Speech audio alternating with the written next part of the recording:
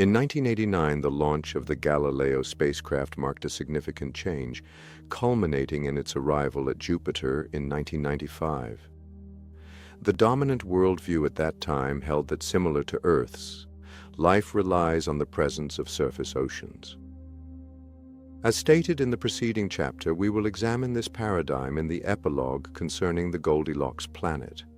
For now, we shall regard it merely as another manifestation of the curse of the singular instance. Life is known to exist solely on Earth, where the adjacent star sustains a surface temperature between water's freezing and boiling temperatures. Consequently, it is logical to conclude that we would not identify any favorable settings for life on planets located in the outer solar system, distant from the Sun. However, it is not how events ultimately transpired. When discussing worlds, planets are the first entities that come to mind. This pertains to the colossal planets of the outer solar system: Jupiter, Saturn, Uranus, and Neptune. Due to the extreme conditions on a planet such as Jupiter, we do not anticipate discovering life there. Nevertheless, it is easy to overlook that each planet possesses numerous moons, each regarded as a world with its unique composition and history. The Galileo spacecraft was excessively fragile to endure the immense pressure it would have faced if it had attempted to penetrate Jupiter's atmosphere, although it did deploy a probe that transmitted data temporarily. This will be significant to recall later when addressing exoplanets orbiting other stars. The revelations were on the planet's moons rather than the planet itself. Galileo designated his stars to honor the Medici family. However, mythology continues to influence contemporary naming customs. The moons of Jupiter were named after mythological deities linked to Jupiter, known as Zeus in Greek mythology. In a tale, Zeus metamorphosed into a white bull, intermingled with her father's cattle after becoming enamored with Europa, a noble Phoenician woman. The bull fled as Europa mounted it and transported her to Crete, where she succeeded to the throne. This is the legend underlying the nomenclature of Jupiter's inaugural moon that generated significant excitement in the scientific community. Europa, the second of the Galilean moons, is also known by its archaic moniker Jupiter II, about its distance from Jupiter. Europa is the smallest of the Galilean moons, possessing less than 1% of Earth's mass. Recent discoveries of additional celestial bodies have pushed Europa to the designation of Jupiter's sixth moon. The average surface temperature is 160 degrees, 270 degrees, well below the freezing point of water due to its considerable distance from the Sun. Due to its small size, the radioactive material cannot generate significant heat. Thus, astronomers expected the Galileo spacecraft to uncover a frozen, lifeless planet. Europe is constrained by water resources, although we understood that its surface consisted of aqueous ice. This ice would be as solid as a rock at Europa's ambient temperatures. Although much of the moon's surface is fissured, several regions are smooth. The discovery that generated much excitement was derived from gravitational and magnetic measurements obtained by the Galileo spacecraft. Magnetic measurements indicated the existence of a subterranean substance that conducts electrical current. The presence of multiple impact craters and predominantly smooth surfaces on the other Jovian moons further elucidates the narrative. Astronomically, Europa has experienced more frequent meteorite impacts than other moons, indicating a process that facilitates the rapid reconstruction of its surface. All these phenomena can be elucidated by examining Europe's unique structure. Below an ice sheet is a vast ocean of liquid water, exceeding the total volume of all Earth's oceans combined. The salinity of the water is likely due to minerals leaching from rocks, rendering it an excellent electrical conductor. This elucidates Galileo's magnetic measurements. Meteorite impacts would penetrate the ice layer above, allowing liquid water to inundate the impact craters and flow across the surface before solidifying. This would explain the unforeseen smoothness of Europe's surface. The significant fractures are believed to result from tidal forces in the liquid ocean, exerting sufficient pressure on the overlying ice to induce fractures. Europa's structure is remarkably complicated and unique. The variability in ice layer thickness across different locations contributes to the scientific enigma of its overall depth. For instance, the thickness in certain contemporary models ranges from 10 kilometers, 6 miles, in specific regions, to as minimal as 10 to 100 meters, 10 to 100 yards in others. Everyone is welcome to engage in this scientific inquiry with our brains and curiosity. An issue with the subsurface ocean on Europa has already been mentioned. How can liquid water remain on a body that is extremely cold and devoid of conventional heat sources? Resolving this puzzle enhanced our comprehension of possible habitats for life. The gravitational influence of Jupiter on Europa is crucial to the resolution. The Moon is proximate, requiring fewer than 4 days to complete an orbit. The Moon's rigid composition is perpetually deforming due to the gravitational influence of other moons, resulting in variations in Europa's distance from its parent planet during each orbit. Europa's rigid composition is thermally influenced by this flexion, akin to a metal fragment swiftly flexed repeatedly. The underground ocean beneath Europa is maintained above the freezing point of water due to tidal heating. In 2013, the Hubble Space Telescope spectacularly confirmed the presence of a substantial water plume erupting near Europa's south pole. The plume, ascending to around 200 kilometers, or 130 miles, was an intermittent phenomenon reminiscent of a geyser in Yellowstone National Park, although it unequivocally demonstrated the presence of liquid water on the Moon. In the same year, astronomers analyzing old Galileo data discovered a region on Europa's surface where an asteroid impact had deposited minerals commonly linked to biological molecules. This implies that Europa may have received meteorites and comets containing life's chemical precursors akin to Earth's. This culminated in an unforeseen conclusion. Once a chilly, frozen celestial body, Europa suddenly emerged as a principal locus for potential life within the solar system. Notwithstanding the absence of financial commitment from any governmental entity, planetary scientists devised strategies to dispatch a space probe to Europa and penetrate the ice to obtain oceanic samples. The initial stage in such a mission is to effectively map the ice thicknesses to determine suitable drilling locations. The Galileo mission was concluded in 2003 due to the potential for life on Europa. The spaceship was intentionally crashed into Jupiter to prevent any possible contamination of the Moon by earthly germs. Consequently, the ocean encircling Europa likely has microbiological life. The public is unlikely to exhibit significant interest in such a discovery, despite its potential to liberate biologists from the limitation of a singular instance. This unexpected discovery of a liquid ocean in our solar system's vicinity suggests that even if advanced life forms develop in a setting such as Europa, the emergence of astronomy is unlikely to occur swiftly. Until they could penetrate the ice and observe their surroundings, they may have been dissuaded from engaging with entities in other solar systems due to their inability to perceive stars. We could regard the phenomenon as coincidental if Europa were the sole moon possessing an underground ocean. In 2005, the Cassini probe, positioned in Saturn's orbit, observed geysers erupting from Enceladus, one of the planet's moons.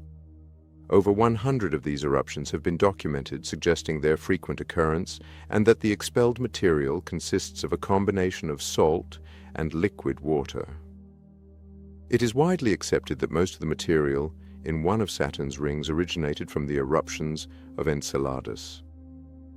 In 2014, while traversing a geyser, the Cassini spacecraft identified that the ejected material from the surface comprised saline water mixed with fundamental organic molecules.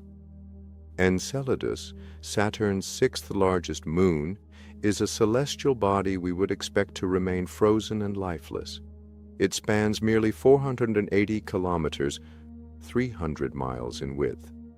Nevertheless, it possesses a liquid ocean comparable in size to Lake Superior in its southern hemisphere, which also experiences tidal heating advantages. Current estimations indicate that the ocean's depth ranges from 30 to 40 kilometers, 19 to 25 miles, to 10 kilometers, 6 miles. The techniques employed to locate the ocean on Enceladus and Europa made several minor distinctions.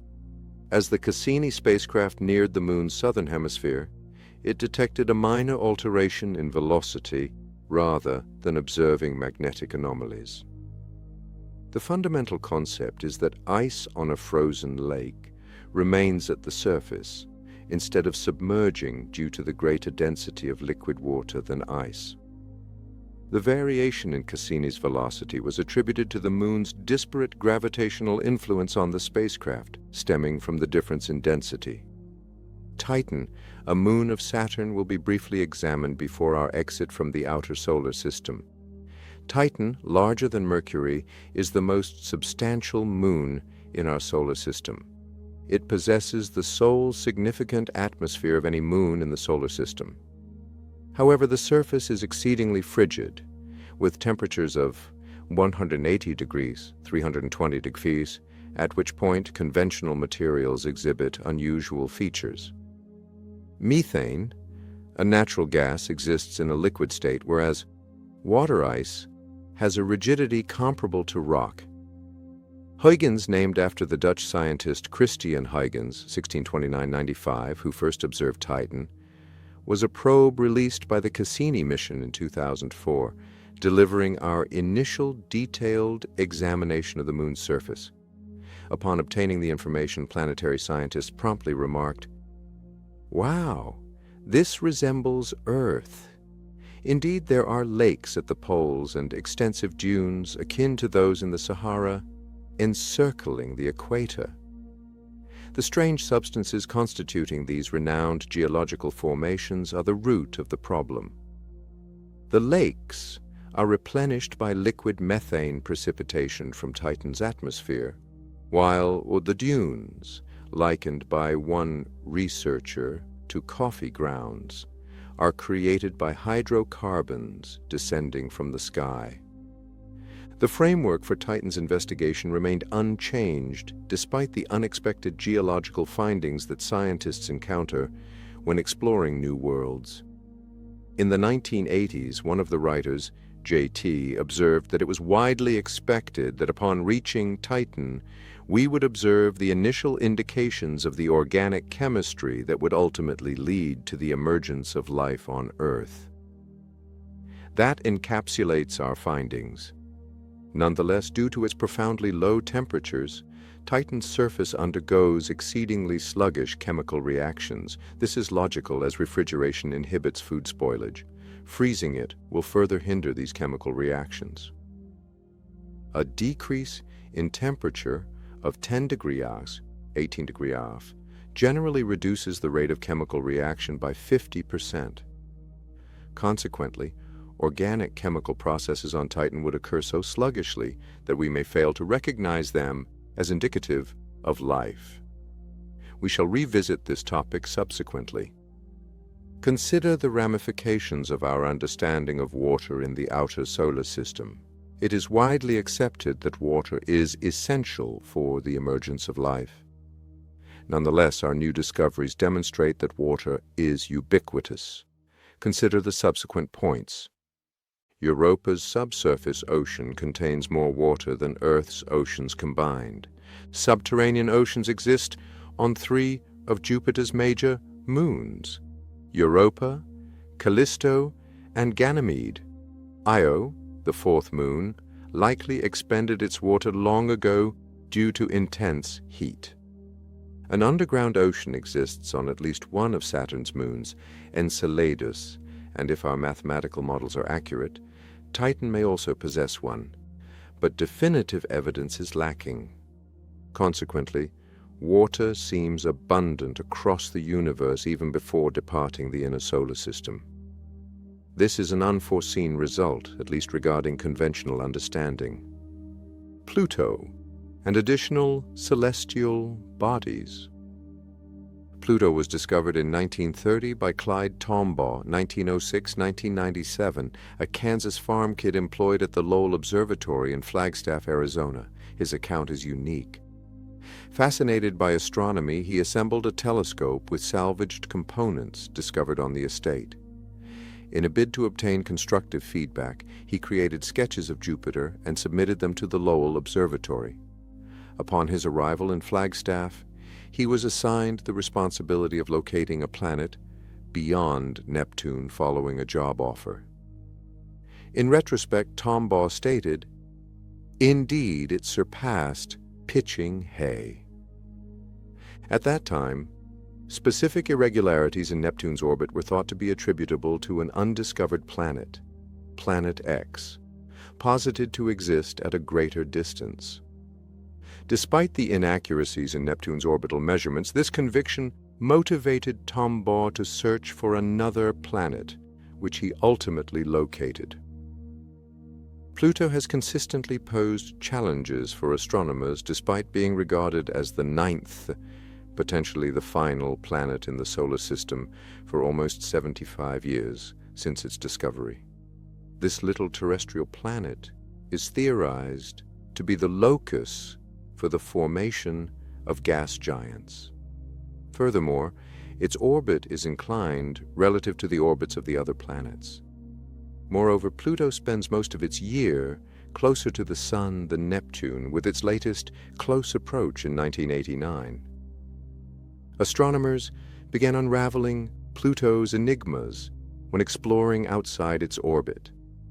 Since 1951, it has been posited that the Kuiper belt, a disk of rocky debris, extends outward to a distance approximately twice that of Neptune's orbit.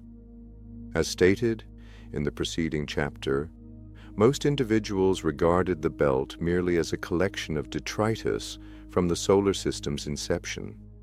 Researchers at the Mauna Kea Observatory in Hawaii initially identified objects in the Kuiper belt in 1992. However, the first notable surprise emerged in 2005. In that year, astronomer Michael Brown and his colleagues announced the discovery of a celestial planet subsequently dubbed Eris. It is a celestial body that orbits at the periphery of the Kuiper belt and is approximately the size of Pluto. A greater number of these purported Kuiper belt objects, KBOs, have since been identified by astronomers, with some positing that Neptune's moon Triton may have grabbed one. In 2016, astronomers at NASA's Jet Propulsion Laboratory in California presented evidence for a planet in the Kuiper belt that could be 10 times more massive than Earth, derived from an examination of the orbits of certain Kuiper belt objects, KBOs. The true importance of Pluto began to surface with these findings. It is a solitary planet near the outside of the solar system, not the final planet. Instead, it is the initial of numerous worlds that revolve around the Sun at a considerable distance from us. Astronomers estimate thousands, even hundreds of thousands, of Kuiper belt objects, KBOs. These are slender probes traversing the disk identified during several investigations of the Kuiper belt. Although most will consist of tiny rocks, several astronomers expect to discover a dozen or more planet-sized entities. Should this prediction materialize, the diversity identified on gas giant moons will seem insignificant compared to what we will uncover during our forthcoming comprehensive exploration.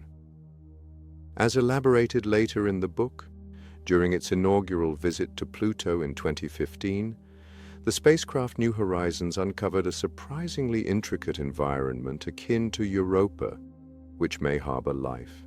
Now New Horizons has traversed beyond Pluto and continues exploring the Kuiper belt. We should pause before leaving our familiar solar system to succinctly examine the theories created to elucidate the genesis of our own system and our hypotheses concerning other systems. Recall the fallacy of the singular example? The solar system's formation is ascribed to Pierre-Simon Laplace, 1749 to 1827, a French mathematician and physicist who formulated the nebula hypothesis in the 18th century. This idea posits that an interstellar dust cloud contracts due to the gravitational attraction among its constituent materials. Consequently, the cloud exhibits increased rotation, akin to an ice skater who draws in her arms. A flattened disk of residual material ultimately dispersed, with most of the cloud's mass concentrated into a dense spherical at the core, which would later form the Sun. After reviewing it, Napoleon notably inquired of Laplace why he omitted God from his theoretical work. Laplace's famous retort was likely apocryphal. "Sire, I have no necessity for that hypothesis."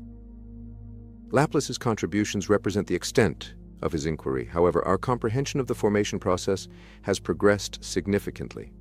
The Sun continued contracting until its core temperature attained a threshold sufficient for initiating nuclear fusion reactions. At this time, the energy emitted outward stabilized the nascent star. This phenomenon significantly influenced the protoplanetary disk, as a substantial emission of solar particles subsequently expelled substances such as water and methane from the inner solar system, allowing them to solidify and amalgamate into planets beyond the frost line.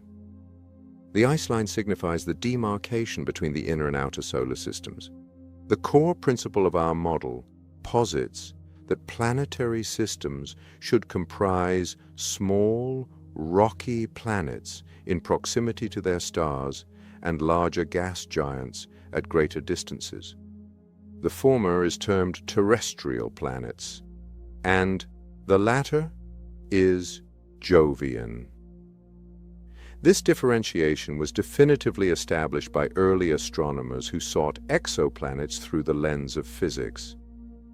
Throughout most of the 20th century, scientists maintained that planets originated gradually via accretion, a straightforward and tranquil process that positioned them largely in their current locations.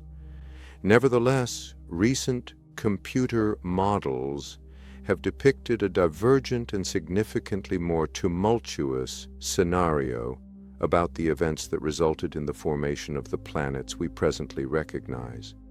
Discrete particles of matter, such as sand grains, progressively coalesce into larger entities known as planetesimals, varying in size from boulders to mountains, becoming the inner terrestrial planets. The planetesimals ultimately coalesced into larger entities known as protoplanets via a continuous collision, fragmentation, and aggregation process. According to computer models, as many as 12 Mars-sized bodies traverse the inner solar system in a colossal game of cosmic billiards, expelling some from the system and merging others into larger entities. A collision between one of these objects and the primordial Earth ejected material that formed the Moon.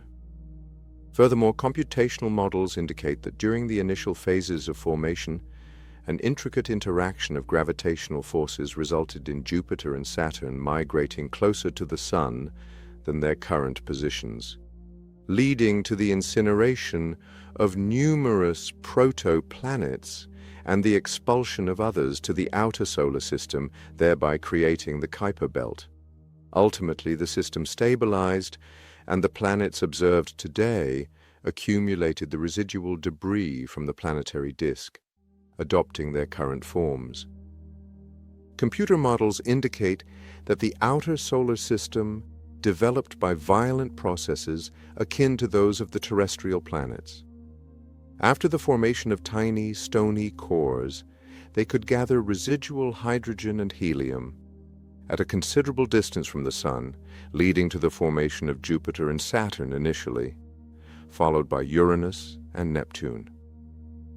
As previously stated, intricate gravitational interactions displaced the outer planets as they accumulated debris, expelled material from the asteroid belt, and ultimately established their current orbits. Your home system is significantly more diverse and complex than scientists understood decades ago. Our findings consistently astonish us with each exploration of a new region, and this trend appears to persist as we direct our emphasis beyond our solar system. Historically, the discourse around this subject has predominantly centered on philosophical or theological considerations rather than scientific terminology.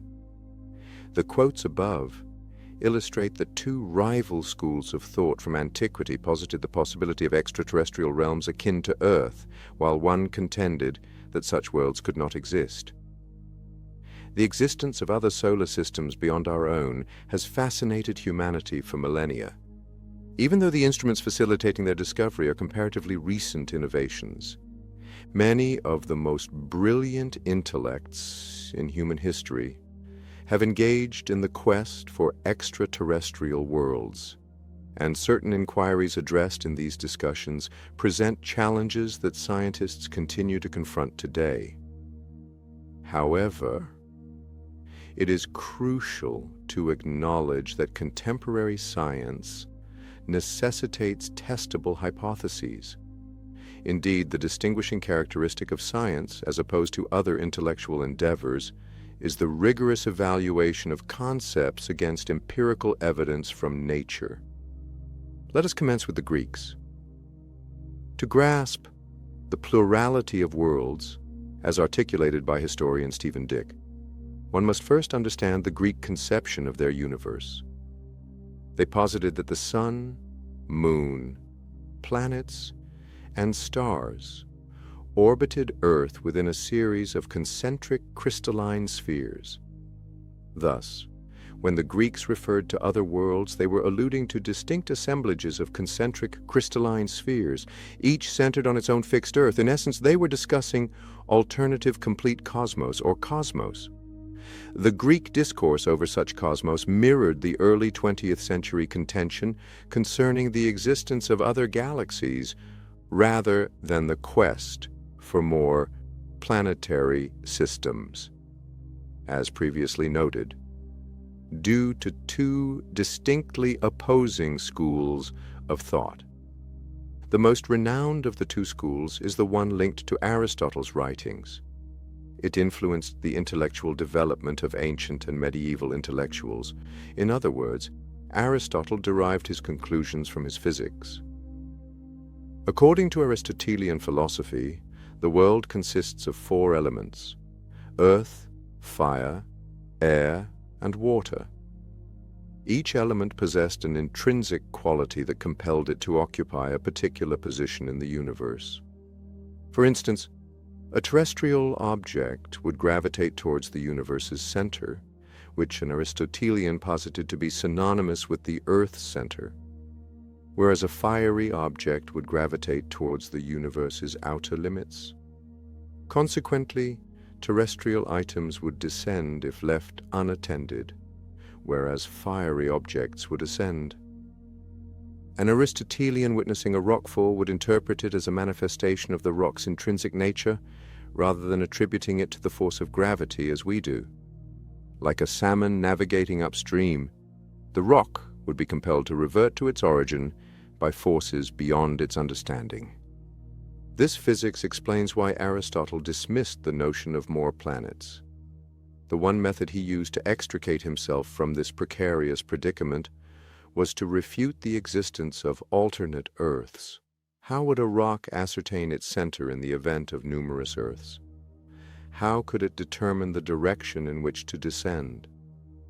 The atomists, a historically persistent minority viewpoint, constituted Aristotle's opposing philosophical school.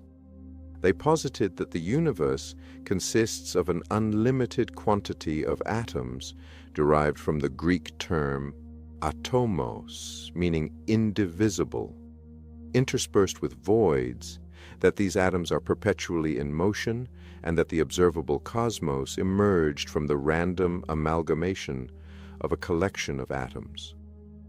The atomists' assertions, resonating with contemporary debates on extraterrestrial intelligence, maintained that due to the universe's infinite nature, atoms must repeatedly aggregate, suggesting the existence of countless universes.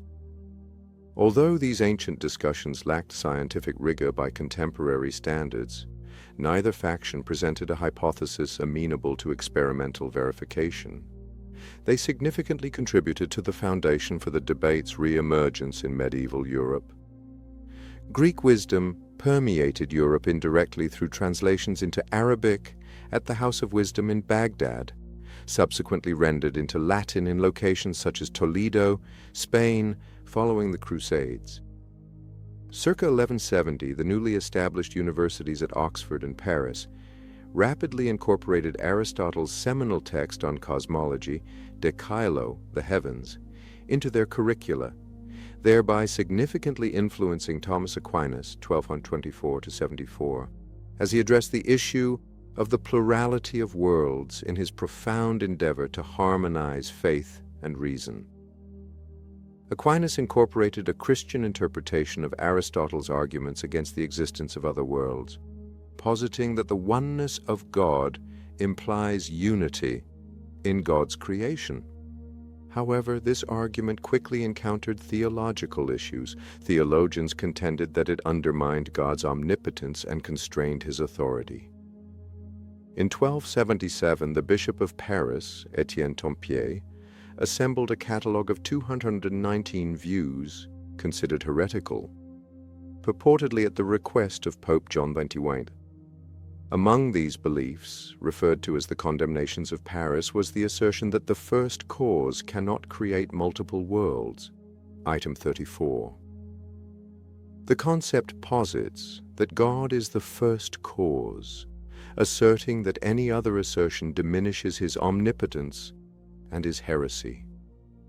The arts faculty and theologians at the University of Paris were in conflict due to the latter's fervent embrace of the new Aristotelian philosophy, which led to the emergence of the list. This battle altered the discourse on the plurality of worlds by compelling researchers to re-evaluate Aristotelian physics to evade clashes with ecclesiastical authorities. William of Ockham, 1280–1347, was the inaugural individual to propose this concept, renowned for formulating Occam's razor, which posits that the most straightforward explanation for any inquiry is typically the accurate one.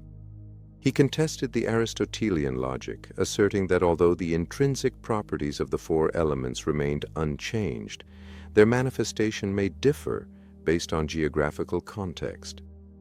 He cited the instances of two conflagrations, one in Oxford and the other in Paris. By inverting the locations of the two fires, the flames would pursue a position above Oxford and vice versa. A terrestrial object may pursue the core of another planet rather than Earth. The notable aspect of this extensive history of discussions concerning the plurality of worlds is that no one has ever inquired whether these multiple planets harbor life. The German theologian and churchman Nicholas of Cusa, 1401–64, raised the subject in the 14th century, positing that rather than supposing numerous stars and regions of the heavens are vacant, we will suppose in many regions there are inhabitants. This concept was integral to Giordano Bruno's 1548–1600 cosmology, arguably the most recognized among the early advocates of the multiple world theory. Bruno advanced Copernicus's beliefs by positing that stars beyond our Sun owned their planetary systems and may potentially harbor life. Bruno was an unorthodox thinker, advocating various theories contradicting established church teachings, including the rejection of the Trinity, the divinity of Christ, and the concept of transubstantiation. His theological ideas, rather than his cosmology, precipitated his trial for heresy in 1600. Significant theological dilemmas promptly ensued following Nicholas of Cusa's proposition of alien life. Protestant theologian Philip Melanchthon, a 1497–1560, a colleague of Martin Luther, contended that the concept of numerous universes must be dismissed due to the theological complications it engendered. Christian theory, encompassing Catholic, Protestant, and Orthodox traditions, is founded on two pivotal events: the Fall, marked by Adam and Eve's banishment from the Garden of Eden, and redemption, defined by the crucifixion and resurrection of Jesus. Today, in the emerging discipline of exotheology, we must discuss the existence of life on other planets. Did the Fall transpire on every planet and for every species? Was redemption necessary for entities that had never undergone the Fall? If the Fall is universal, did Jesus need to traverse every world for his death and resurrection? Or were the events on Earth adequate to cover all humanity? Why is Earth so pivotal? Do alternative routes to redemption exist in other realms? This theological inquiry might persist indefinitely. The issues about extraterrestrial entities have been historically addressed. For instance, when European explorers encountered Native Americans in the Western Hemisphere, they likely appeared as unfamiliar to them as an extraterrestrial world to us. In 1537, Pope Paul III promulgated an order titled Sublimis Dei, which asserted that the inhabitants of the Americas possessed souls and should be converted to Christianity and baptized. Pope Francis has modernized this tradition of acceptance by stating he would baptize a Martian if the opportunity arose. The plurality of worlds debate transformed during the Enlightenment and the advent of modern science. Notable figures such as René Descartes, 1596–1650, and Christian Huygens produced cosmologies that clearly illustrated planets orbiting other stars. Nonetheless, their hypotheses were devoid of empirical validation. They exhibited parallels with the concepts of the Greeks and medieval philosophers. They were based on newly uncovered physical principles and appealed to contemporary sensibilities. A robust debate has been demonstrated regarding the potential for life on the Moon. Philosophers and scientists persisted in speculating about the presence of exoplanets and extraterrestrial life. Technological improvements in the mid-20th century enabled the complete transition of the subject from philosophy to observational astronomy. Let us discuss the challenges associated with locating exoplanets. In 1838, astronomers first recognized the vastness of the Milky Way and the immense distances between stellar systems when German astronomer Friedrich Bessel, 1784–1848, estimated the distance to the star 61 Cygni, located 10.9 light-years away.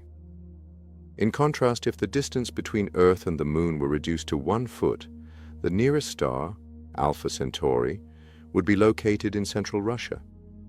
Consequently, we are searching for very diminutive objects at great distances, which is inherently challenging. Furthermore, planets are distant and faint.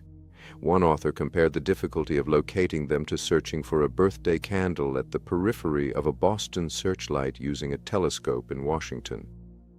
Conversely, stars generate their own illumination. In this instance, the planet's luminosity is not the principal concern. The Hubble telescope has detected significantly dimmer celestial bodies. Instead, the challenge lies in the planet's proximity to its star, a substantial light source, which complicates the differentiation of the planet's reflected light from the star's brilliance. To comprehend the devised procedures more effectively, Envision yourself as an astronomer on a planet orbiting a remote star, endeavoring to identify planets within our solar system. Confronted with these dual challenges, 20th century scientists began searching for exoplanets, not by directly observing the planets, but by examining their influence on their host stars. The Sun and a planet such as Jupiter orbit a point between them referred to as the center of mass. Given that the Sun is the largest celestial body exerting the most significant influence on the other planets, we shall utilize Jupiter as a case study. Envision the center of mass, where an unattainable rod may link the two masses and achieve equilibrium. Consequently, while Jupiter fulfills its 10-year orbit around the barycenter, the Sun traces a significantly smaller circular path throughout the same duration. The center of mass of the Sun-Jupiter system resides within the Sun, causing its motion to resemble that of an imbalanced washing machine rather than a planet, although it nonetheless indicates the planet's presence. In the late 1930s, astronomer Peter van de Camp, 1901-1955, of Swarthmore College commenced observations of a diminutive celestial body approximately 5 light-years from Earth, identified as Barnard's star. By examining thousands of photos captured over the subsequent 40 years, he asserted that he had identified the characteristic wobble indicative of a planet. Regrettably, his findings lack corroboration from other astronomers, resulting in the prevailing assumption that the technological obstacles van de Camp faced in obtaining these precise measurements were insurmountable with the existing equipment. Consequently, the prevailing belief is that he failed to identify an exoplanet. A second, more effective technique for identifying star wobble is the Doppler effect, which occurs when a moving source creates a wave, such as light or sound.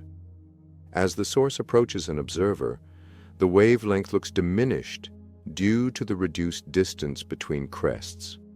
For sound, this results in an elevated pitch. For light, it causes a shift toward the blue spectrum. If the source recedes from the viewer, the wavelength seems elongated. For sound, this results in a diminished pitch and a redshift. This technique resembles the well-known pitch alteration that occurs when a vehicle passes you on the road. Astronomers designate the technique for quantifying a star's motion towards and away from Earth as radial velocity measurement. For the sake of discussion, let us presume that a star possesses one orbiting planet, and that for this discourse the planet's orbital plane aligns with the line of sight to Earth. As the star and its planet orbit their center of mass, the star approaches us for half of the revolution and recedes from us for the other half.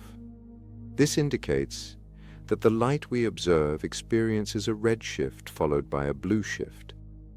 Moreover, we perceive a continuous oscillation of wavelengths between these two extremes. Alexander Voshchan and his associates at Penn State University employed this technique to discover the inaugural exoplanets in 1992.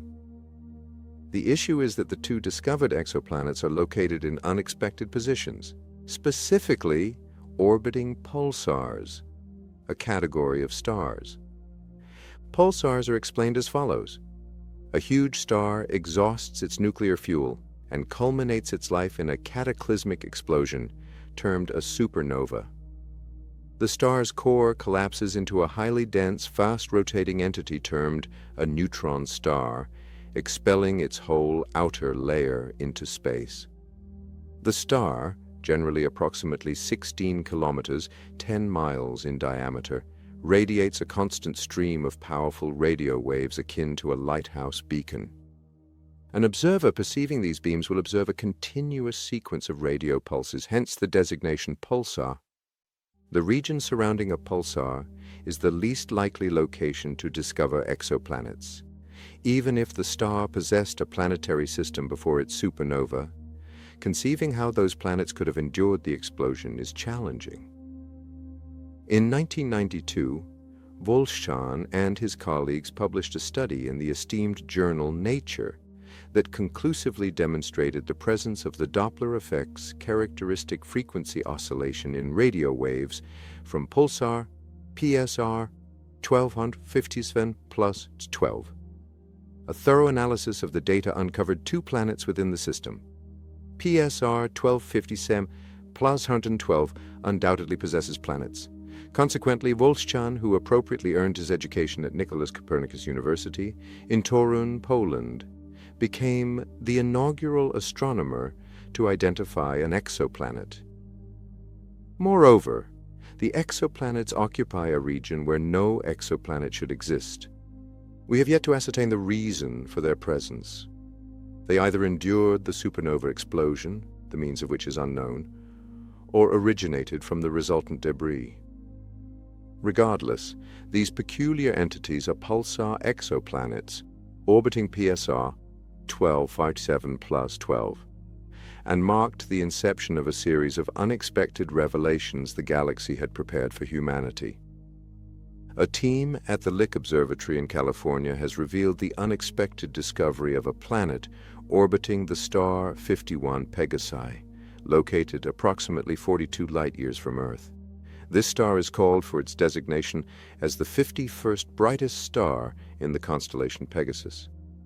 In 1995, researchers identified the inaugural normal exoplanet. They accompanied a group of Swiss astronomers conducting research at an observatory in France. Similar to pulsar planets, the unexpected element in this instance is that the newly discovered planet belongs to a conventional solar system. Moreover, it is substantial, potentially half the size of Jupiter, and orbits near its star, closer than Mercury's distance from the Sun. This type of planet cannot live inside the orderly framework we outlined for our solar system in the preceding chapter. Planets near the star are expected to be diminutive and terrestrial, while larger planets are expected to form at greater distances. As the millennium progressed, many of these so-called hot Jupiters were discovered, prompting scientists to speculate whether any newly identified exoplanets would exist in systems akin to ours. The resolution to this conundrum arrived swiftly. The deployment of the Kepler spacecraft in 2009 clearly demonstrated that hot Jupiters and pulsar planets were merely the inception of our exploration into an unfamiliar cosmos and the advent of a new paradigm. Sometimes, the exertion required to succinctly and effectively define a concept outweighs its value. Words sometimes inadequately convey the complex cognitive processes required in object recognition, irrespective of the object's familiarity or ordinariness. The scholarly community frequently references Justice Stewart's remarks on pornography. This film contends that Justice Stewart's remarks on pornography are pertinent to the notion of a planet. Until recently, most discussions regarding planetary nature focused on the planets inside our solar system, ultimately yielding to the constraint of a singular example. Nonetheless, we recognize that the revelation of the diversity and intricacy of exoplanets, exemplified by hot Jupiters, with many more to follow, has considerably complicated the definition of a planet. When the ancient Greeks initially employed the term planet, it conveyed a precise meaning. Other celestial bodies traverse the sky consistently and predictably, while stationary stars existed in their realm whose interrelations remained constant. The planets, referred to as wandering stars, or the Greek term asteris, were the later designation. Greek cosmology dismissed transient phenomena such as comets, perceiving them as conflagrations in the upper atmosphere. Recognizing that the Greeks did not perceive Earth as a planet is essential. Instead, it served as the immobile nucleus of creation from whence all other motion sprang. In technical terms, Greek cosmology classified the Sun and the Moon as planets due to their orbital motion around the Earth, similar to other celestial bodies. Following the Copernican revolution, prevailing cosmologies repositioned the Sun at the center of the solar system. reclassifying the Moon as an earthly satellite. This system comprised 6 celestial bodies: the familiar Mercury, Venus, Earth, Mars, Jupiter, and Saturn. There was no contention on the definition of a planet. William Herschel, 1738–1822, found Uranus in 1781, and the subsequent discovery of Neptune in 1846 did not provoke significant discussion, as both planets exhibited behavior analogous to that of the known planets but at a greater distance. The name of the planet Uranus discloses a fascinating aspect of the historical context of astronomy. He was a professional musician and an amateur astronomer living in Bath, England, at the time of the discovery. Having departed his own Germany as a second officer in the Hanover Guards Band due to his disinterest in military life, Herschel moved to England. He was a proficient telescope constructor who systematically observed the sky from his backyard and discovered the planet. Herschel proposed designating his new discovery as Georgium Sidus, or George's Star, in honor of the King of England, a precedent previously established by Galileo with the moons of Jupiter. Galileo and Herschel profited from the strategy, as seen by Herschel's acquisition of a royal pension from George III. However, most of his contemporaneous astronomers, particularly those beyond England, dismissed his proposal. By the conclusion of the 18th century, the mythological designation Uranus, the Greek deity of the heavens and grandfather of Zeus, had attained near universal acceptance. After Neptune's discovery in 1846, astronomer Urbain Le Verrier, 1811–77, who had forecasted the planet's existence, advocated for the designation of Le Verrier's star. This phenomenon was analogous, albeit more muted. This name did not achieve popularity beyond France. Nonetheless, these trivial disputes regarding nomenclature did not undermine the discovery's classification as a planet. Regrettably, the astronomers' reliance on rather basic technology was essential for this favorable circumstance. By 1801, advancements in telescope technology enabled the identification of Ceres, the biggest asteroid in the belt, through telescopic observation. Telescopes ultimately discovered a substantial quantity of these objects. What steps should one take? Are all celestial bodies that orbit the Sun classified as planets? If not, where should we establish the boundary? As recently as 1867, one author claimed that at least 90 planets were orbiting the Sun, including newly identified asteroids as planets in the early 19th century. Nonetheless, a significant event transpired in the latter portion of the 1800s. Despite the absence of global bodies to regulate nomenclature, descriptions of the solar system began to evolve towards our contemporary understanding. Astronomers recognized the asteroid belt as a collection of entities varying in size from pebbles to Ceres, spanning approximately 970 kilometers, 600 miles in width. Astronomers have clearly determined that the majority of asteroids do not conform to the definition of a planet without engaging in a discussion regarding the terminology. As Justice Stewart indicated, they observed it and determined it was not an asteroid. To comprehend the present organizational framework of the scientific community, one must first examine the ongoing controversy regarding Pluto's classification as a planet. Professional organizations represent several scientific fields at the national level. The writers hold esteemed memberships in the American Astronomical Society and the American Physical Society, as they are distinguished astronomers, MS, and physicists, JT. Additional specialists may belong to the American Medical Association and the American Chemical Society, among others. The American Association for the Advancement of Science, AAAS, headquartered in Washington, D.C., is a prominent organization representing all scientific disciplines. These organizations perform numerous essential functions. They hold professional conferences and produce scholarly journals to disseminate new research, while also advocating for the interests of their constituents in governmental and public spheres.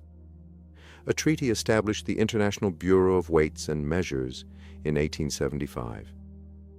Located near Paris, it creates and oversees the maintenance of essential standards such as the kilogram and the second. It partners with national institutions, including the U.S.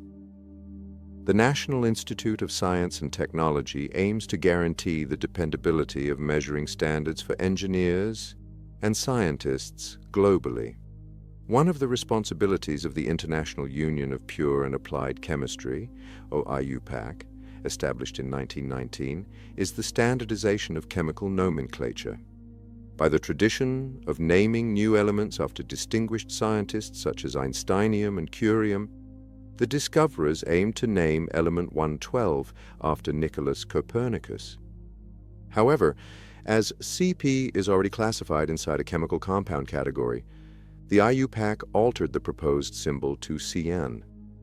The International Astronomical Union, IAU, founded in 1922, integrated into a vast worldwide network of international scientific organizations. The first assignment was typical of the work performed by these organizations.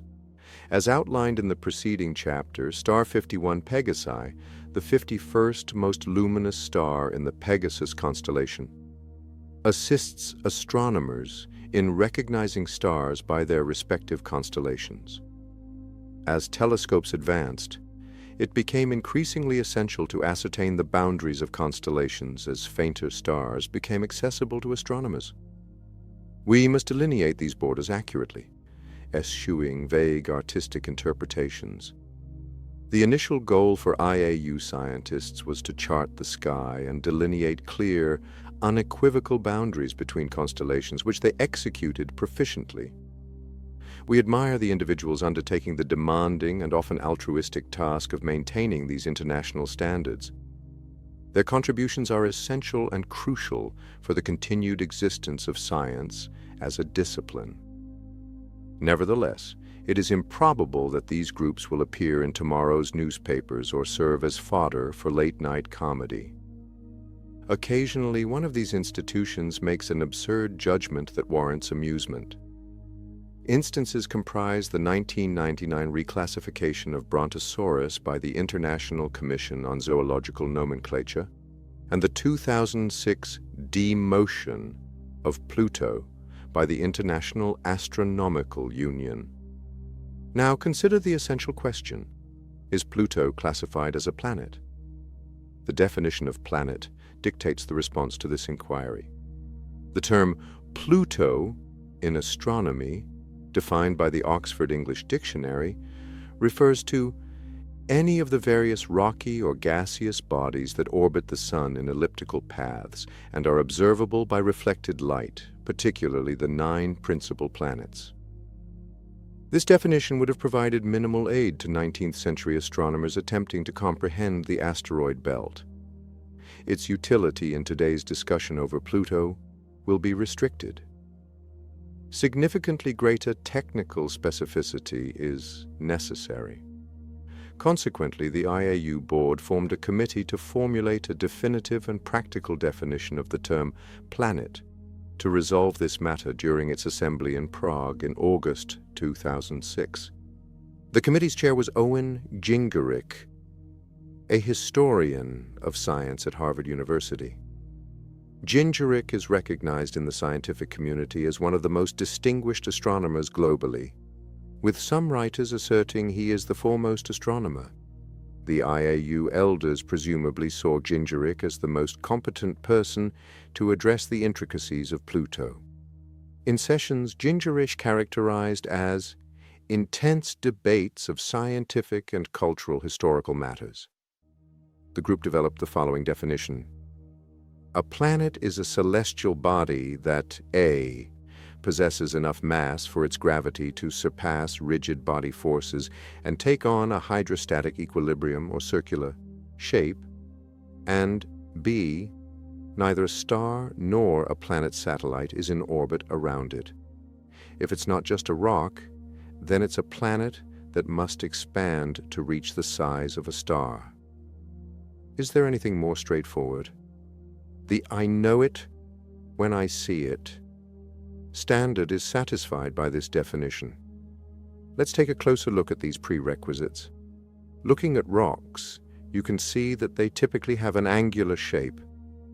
The rock maintains its angularity because the electrical forces between the atoms are strong enough to overcome external forces. But if you keep the rock getting bigger and bigger, eventually, another force comes into play: gravity.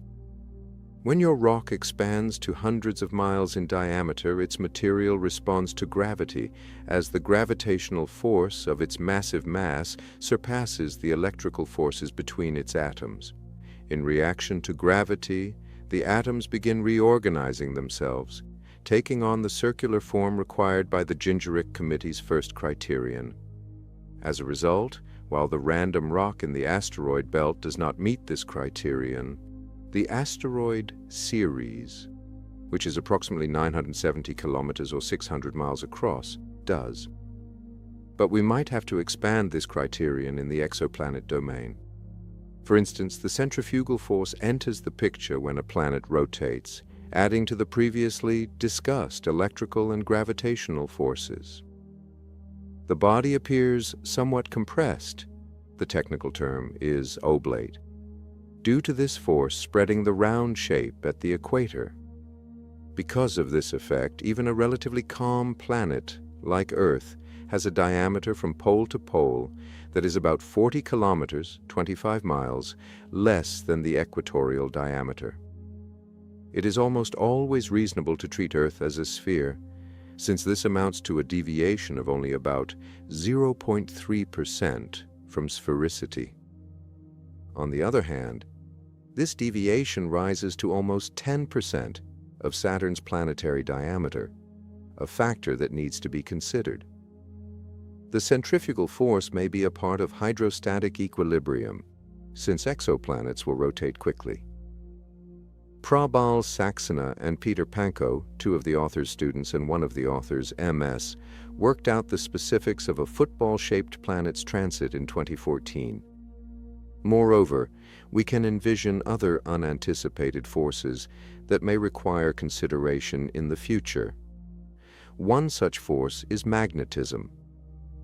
As with exoplanets in general, we must remain open-minded about what else we might find and how it might alter our understanding of what constitutes a planet.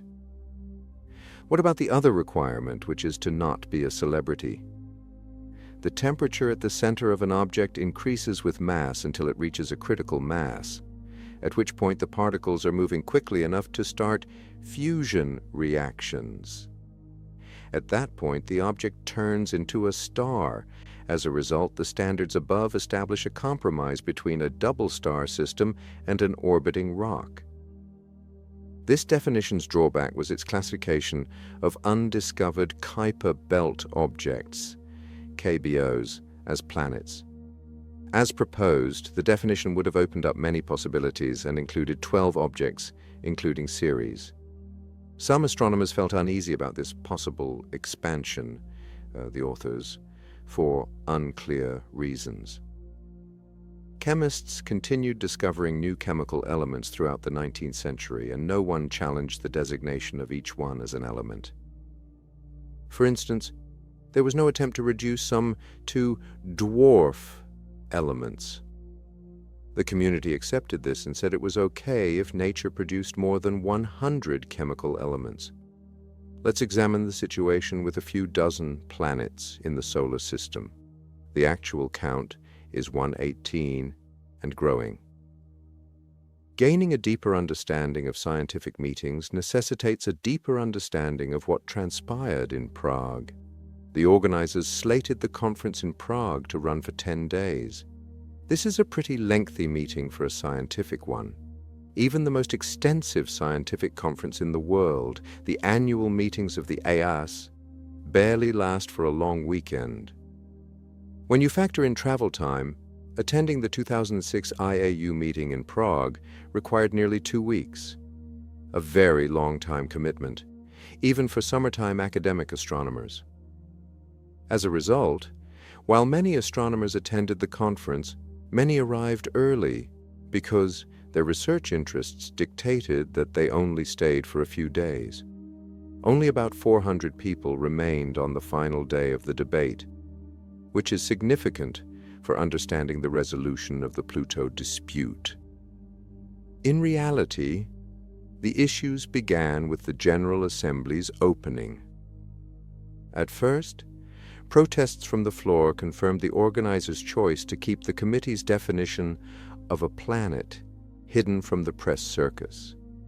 However, as an observer saw, things quickly became out of control, with one participant literally screaming because no one on the committee represented his narrow field of expertise in an email.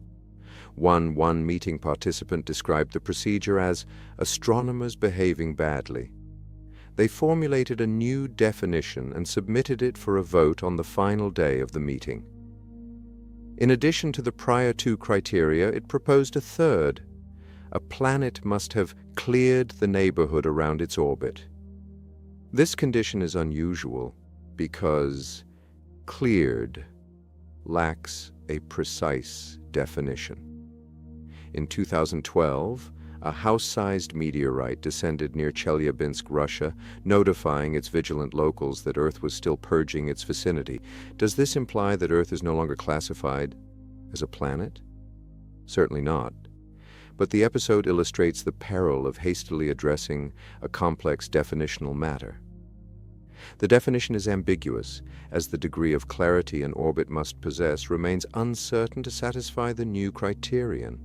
The IAU has acknowledged 2 new subclassifications of planets: Plutoids, which include all dwarf planets outside Neptune's orbit, notably Ceres is located beyond the asteroid belt, and dwarf planets, which comprise Pluto, Ceres, and any other KBOs that may be identified. The economic community responded adversely in significant numbers. A petition against the new definition garnered over 300 signatures from astronomers, potentially exceeding the total votes cast in favor during the Prague meeting. Following the discovery of Pluto by an American, European intellectuals have often claimed that the vote reflected anti-American attitudes. Conversely, as noted by prominent scientist Neil deGrasse Tyson, the Disney figure, Pluto is accountable for the negative American reaction to Pluto's reclassification. The authors, however, contend that this explanation is somewhat implausible. A variety of variables contributed to this adverse response. The term planet possesses various cultural and linguistic significances unrelated to astronomy. The Oxford English Dictionary offers a minimum of 6 definitions for the phrase.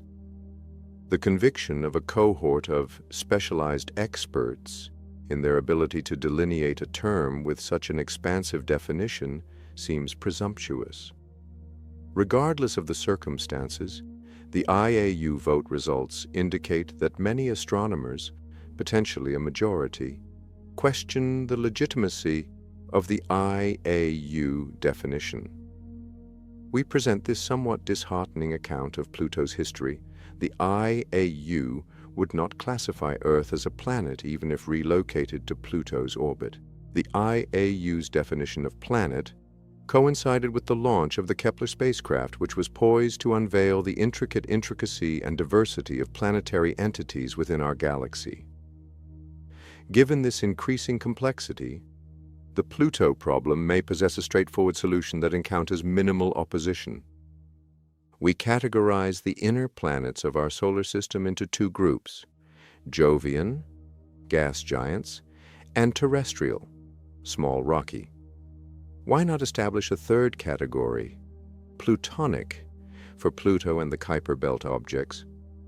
Why not initiate the process locally, given that the diversity of exoplanets would compel us to establish numerous new planetary classifications? The IAU definition is ineffective in the context of exoplanets. Therefore, we propose broadening the more rational definition of the Gingeric Committee, termed the expanded Gingeric criteria, to encompass the potential involvement of forces beyond gravity. A body is classified as a planet if it exceeds the size of a rock, is smaller than a star, and is not a moon. Upon observation, we acknowledge it. The debut of the Kepler satellite in 2009 significantly transformed our comprehension of exoplanets. This solitary spacecraft has uncovered most of the extraordinary diversity we have investigated and analyzed in more depth. The Kepler team, operating at peak capacity, released new planetary candidates at a rate of several per day. The transit method relies on the observation that when a planet transits in front of a star, the star's brightness diminishes somewhat before returning to its original intensity as the planet continues its orbit. A fingerprint signifying the planet's presence is a consistent pattern in these dimmings. Despite the apparent simplicity of this strategy, there are challenges associated with its practical implementation. To understand specific issues, envision yourself as an astronomer surveying our solar system from a distant planet. The ecliptic is a plane that encompasses the orbits of the planets inside our solar system. If the remote observer is situated in that plane, your instruments will exhibit fluctuations in brightness when the planets transit in front of the Sun. The planet will undertake the longest possible transit when it traverses the Sun's equator. What if it is necessary to be within the plane of the ecliptic? Envision a scenario in which the ecliptic plane inclines somewhat upward. Although planets will be positioned closer to the Sun and at a higher elevation, transits will persist. Persist in adjusting the ecliptic until the transits entirely disappear and the planets no longer appear to traverse the star's surface. It will be analogous if you incline the ecliptic downward. This indicates that the orientation of the ecliptic plane in any observed system is essential to the efficacy of the transit method. Thus, a limited range of angles for that plane will enable the discovery of planets around a distant star. Detecting planets in systems with ecliptics outside that range will be unfeasible. The most straightforward method to conceptualize this is to envision yourself as our hypothetical astronomer, observing our solar system from a vantage point 90 degrees above the ecliptic plane. Despite many planets, your instruments will not detect transits in this case. In contrast, terrestrial astronomers are fortunate to observe a transient dimming of a distant star. Does this signify the discovery of a planet? Not consistently. The luminosity of a star may experience a modest reduction owing to numerous factors. Stars inherently exhibit minor variations in their luminance, which significantly contributes to the uncertainty faced by astronomers utilizing the transit method. To provide context, even a quiescent star, such as the Sun, exhibits natural variations of approximately 10 parts per million, ppm, resulting in uncertainty in light output measurements to the 5th decimal place. Additionally, we recognize the Sun's periodic 11-year sunspot cycle. At the zenith of a cycle, several sunspots or sunspot clusters may be present on the solar surface. Sunspots induce a minor reduction in luminosity. They supplant regions of heightened luminosity on the solar surface despite being intrinsically brilliant places that look black due to their lower temperature than the surrounding material. As a remote astronomer, one may readily mistake a sunspot occurrence for a planet if only a single dimming was available for analysis. A transit-like phenomenon could be generated by a binary star configuration. Re-examine the system from the perspective of the revolution when two stars orbit each other. When two stars are distanced, their luminosity will exhibit the whole of their emission. Conversely, when one star obscures the other, the system's total luminosity diminishes, producing an illumination curve akin to a planetary transit. This phenomenon is most evident when partial shadowing transpires between two stars. The Kepler exhibits precision. Nonetheless, it possesses a resolution constraint. This implies that Kepler perceives all light emanating from a specific sky area as originating from a singular source.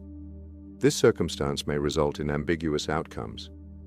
An observer may witness an eclipsing binary star system whose line of sight, nearly but not quite, intersects with another star. The minuscule variation in lines of sight may lead the telescope to perceive all incoming light as originating from a singular source. The dimming of the distant binary would mimic a planetary transit of the foreground star. This concise list exemplifies the diverse approaches, numerous beyond comprehensive explanation, that might generate signals erroneously perceived as planetary transits. Consequently, the mere observation of a transit does not provide evidence for a planet's existence. We designate an object exhibiting that characteristic light curve as a Kepler object of interest, KOI, and do comprehensive further analyses as shown below. Let us commence with the essentials. Upon its launch, the Kepler spacecraft had a mass of approximately 1,000 kilograms, 22.05 pounds, akin to a compact automobile. The weight of its instrumental payload was 478 kg, 1,054 pounds. It orbits the Sun with its home planet, rather than orbiting Earth. Several explanations exist for this peculiar orbital choice. The spacecraft rounds the Sun every 372 days, resulting in its constant lag behind Earth. If Kepler orbited the Earth, it would hide the sky. Nonetheless, minor fluctuations in the gravitational field due to Earth's mass concentrations would complicate satellite targeting. The primary element of the Kepler search approach monitors the luminosity of approximately 145,000 stars incessantly. The satellite's instruments identify and transmit any dimming to Earth. Interestingly, the Kepler telescope does not orient towards the region of highest stellar density in the sky, which is the core of the Milky Way. The cause is attributed to the telescope's resolution. The tremendous stellar density in the Milky Way plane renders it impossible to differentiate an individual star from the surrounding stellar population.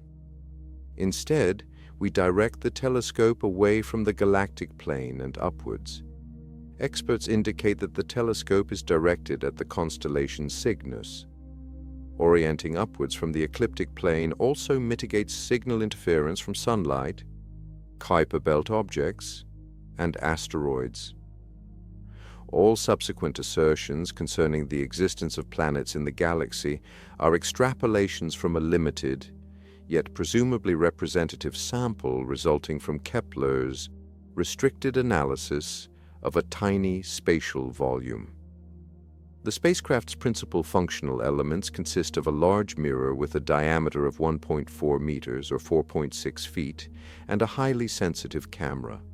The Kepler camera captures light analogous to your camera, utilizing charge-coupled devices such as silicon chips that convert incoming light into a little electric current. The camera's sensitivity dictates the success or failure of a mission, such as Kepler's. Researchers at Kepler indicate a sensitivity of around 30 parts per million, equating to an accuracy of 5 decimal places. In contrast to the Sun's inherent variability of approximately 10 parts per million, an Earth-sized planet transiting a star similar to the Sun changes the light output by about 80 parts per million. 3 months later, it provided scientific data. The forthcoming chapters will present the findings of these measurements. Nevertheless, it is essential to first grasp a crucial aspect of spacecraft functioning to appreciate the present situation. Scientists must accurately direct an instrument toward a certain place in the sky and maintain its position during measurements. This necessitates a means for orienting the spacecraft in the void of space. Scientists utilize reaction wheels, essentially gyroscopes with fixed axes of rotation once initiated, to achieve this objective. The spacecraft preserves its orientation, but a response wheel establishes a spatial direction. The Kepler spacecraft was initially equipped with 4 reaction wheels to ensure redundancy in orbit. One of the wheels malfunctioned in July 2012. This failure removed the redundancy in the initial design, notwithstanding the spacecraft's capability to operate on 3 wheels. The satellite, a technical wonder, resumed active, though restricted, operations. The innovative technique depends on the sun's incessant release of particles known as solar wind. The solar wind can influence any item in its trajectory. NASA engineers utilized this pressure to stabilize the satellite's orientation relative to the solar wind. One engineer compared the operation to keeping a rowboat directed upstream in a river. Only within this restricted orientation can the remaining 2 reaction wheels rectify the unavoidable drift from this position, allowing the satellite to function consistently. In 2015, Kepler scientists announced the finding of 2 Earth-like planets using the revived satellite, designated Second Light, and initiated the new mission K2. Before examining these 2 new exoplanets, it is essential to emphasize that detecting a star's luminosity decreases results in classifying a Kepler object of interest. Nonetheless, verifying that this decrease corresponds to a planet requires an extensive validation process. The initial step is to designate the star system as a candidate, rather than merely an intriguing entity. This document will not elaborate on these techniques. However, the ultimate outcome must convincingly demonstrate to scientists that the dip is authentic and not attributable to a system fault. Astronomers now allocate considerable time to eliminate the pollution potentially generated by the previously mentioned eclipsing binaries. Upon concluding these activities, the monitored system can transition from object of interest to candidate. We often designate the system as a space or ground-based telescope for additional investigation. We have already examined why Kepler delegates the validation process to other instruments upon identification as a candidate. The system has been configured to prevent false positives, which occur when a signal from a planetary transit is misidentified as a signal from other processes, some of which have already been addressed. Moreover, planets distant from their star experience protracted transits that may surpass Kepler's operating duration. For example, Jupiter transits once every decade, indicating that over its lifespan, an instrument such as the Kepler observing our solar system would detect at best a single transit. Confirming that a planet emits the signal can be arduous. The Kepler data typically presents almost 3 times as many candidates as verified planets. Space-based observatories such as the Hubble Space Telescope with ground-based telescopes conduct the confirmation process, with verified exoplanets exceeding 1,000 in 2014 and 4,000 in 2016. Upon Kepler's discovery of a star potentially hosting planets, confirmation can transpire without requiring sophisticated validation equipment. The author's home institution, George Mason University, located in the suburbs of Washington, D.C., has verified the authenticity of at least 8 Kepler candidates by observing regular transits using a 32-inch educational telescope. Once the target star is identified, few technological resources are required to facilitate these observations. Astronomers can utilize diverse approaches in the validation process and conduct multiple observations of transits, contingent upon the particulars of the system being examined. Included are: we quantify the radial velocity. A planet's gravitational influence can induce a star to oscillate somewhat, resulting in a Doppler shift of its light. This shift can be quantified. discrepancies arise in the travel duration. Their gravitational influence in multi-planet systems affects a planet's orbit, resulting in slight variations that correspond with the observed transits. Exoplanets undergo phases during their orbital period around their star, analogous to Venus. The system's light output may experience minor, consistent fluctuations that are sufficiently detectable. Kepler intermittently detects a star's shape variations as its partner executes its orbit. In 2016, researchers at Princeton University introduced a novel method to corroborate Kepler's discoveries. Princeton University researchers devised a computerized data processing technique for assessing Kepler's findings. Their initial publication dismissed 428 candidates as false positives and documented 1,284 new exoplanets. This approach will be essential for processing vast quantities of new satellite data. Before exploring Kepler's recently uncovered exoplanets, we shall succinctly elucidate the complex narrative surrounding the satellite's development. Convincing a major agency like NASA to allocate significant resources to a new project requires more than an exceptional idea. The narrative of the evolution of planetary transit measurement from an abstract idea to a functional spacecraft exemplifies this reality effectively.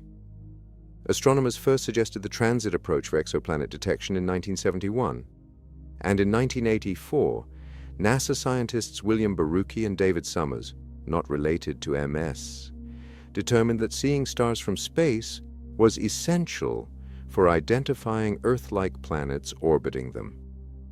NASA allocated a modest sum to facilitate the advancement of the sensors and technology necessary for a transit mission, as is standard practice in similar situations.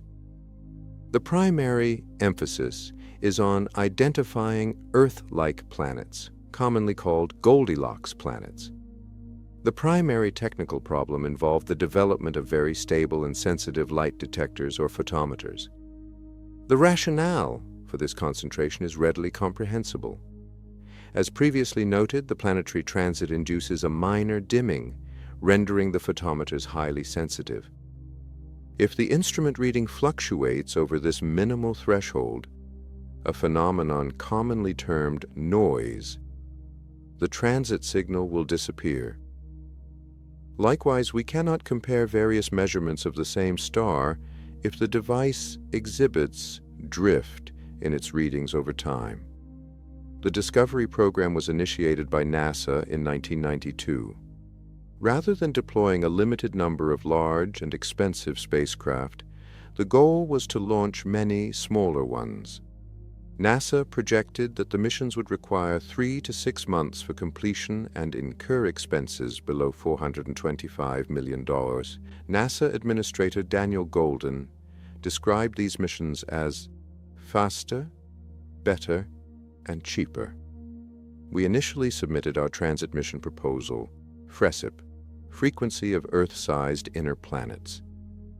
Following the rejection of the proposal owing to the insufficiency of existing photometers to identify Earth-sized planets, the review board re-evaluated their ideas.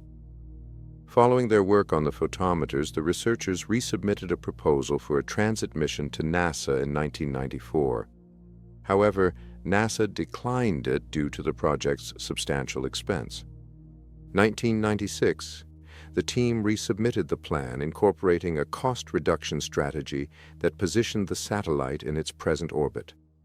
The team was required to demonstrate its capability to monitor thousands of stars, concurrently resulting in another rejection. The mission was subsequently dubbed Kepler. In the mid to late 1990s, researchers developed and evaluated a sample photometer at Lick Observatory in California. In 1998, NASA rejected an alternative proposal due to uncertainty regarding the photometer's capacity to detect Earth-like planets. In 1999, researchers devised and evaluated a device to mitigate potential noise during an actual trip. In 2000, the Kepler project re-emerged and secured a position on the short list of missions designated for development. The Discovery-class mission officially commenced in 2001, signifying the initiation of actual spacecraft building. The number 45 signifies a notable milestone. The crux of this distressing narrative is not that Kepler faced significant challenges in securing financing from NASA. Any expensive and complex endeavor must adhere to a comparable protocol. In this industry, perseverance outweighs intellect. The earliest findings of exoplanets astonishingly contradicted assumptions. Initially, there are the pulsar planets. While their origin is still uncertain, the prevailing hypothesis posits that they originated from the remnants of their star's explosion. We identified hot Jupiters, which are larger than Jupiter, and orbit nearer to their stars than Mercury does to the Sun. We noted that the radial velocity measurement was the sole detection method available and would identify hot Jupiters before detecting other exoplanets. At the century's onset, the scientific community had an unusual apprehension. Is the solar system in which we reside truly an unusual anomaly? Were there any further celestial bodies than hot Jupiter and other planets that exist, but differ significantly from Earth? Kepler's launch dispelled those doubts. The transit method may identify brightness dips induced by planets of various sizes, from smaller than Earth to larger than Jupiter, without exhibiting a bias towards larger planets. Identifying a transit enables us to deduce significant information regarding the exoplanet through fundamental physics. By employing conventional astronomical techniques to determine the radius of the exoplanet's orbit, we may utilize this data to ascertain the star's mass. The dimming duration can be utilized to ascertain the exoplanet's radius and volume, reflecting the quantity of light it receives. We can ascertain whether we are encountering a terrestrial planet characterized by its small size, rocky composition, and density, or a gas giant, which is substantial and composed primarily of gas, by measuring the star's radial velocity as it orbits the system's center of mass. Subsequently, we can ascertain the exoplanet's mass and density by dividing the mass by the volume. Spectroscopy frequently yields extensive information regarding a newly identified exoplanet. This approach is based on the principle that atoms of a specific chemical element emit and absorb a unique spectrum of light. By obscuring the light from the exoplanet's star, it is possible to capture a direct image of the exoplanet. Direct observation of the spectrum allows us to ascertain the makeup of an exoplanet's atmosphere. A greater emission of light at a specific wavelength indicates a higher concentration of components inside its atmosphere. Although direct measurement is not feasible, we can deduce the atmosphere's composition by analyzing the attenuation of specific light spectra as the exoplanet transits its star. Upon confirmation, straightforward observations and computations can elucidate significant details regarding an exoplanet, guiding the orientation of our telescopes. We explore Chapter Kepler's universe by conceptualizing the experience of embarking on a spacecraft and journeying to each new planet. Each visit commences with a discourse on the insights that observation can provide regarding the planet, succeeded by an effort to elucidate those discoveries with clarity. This process entails much speculation.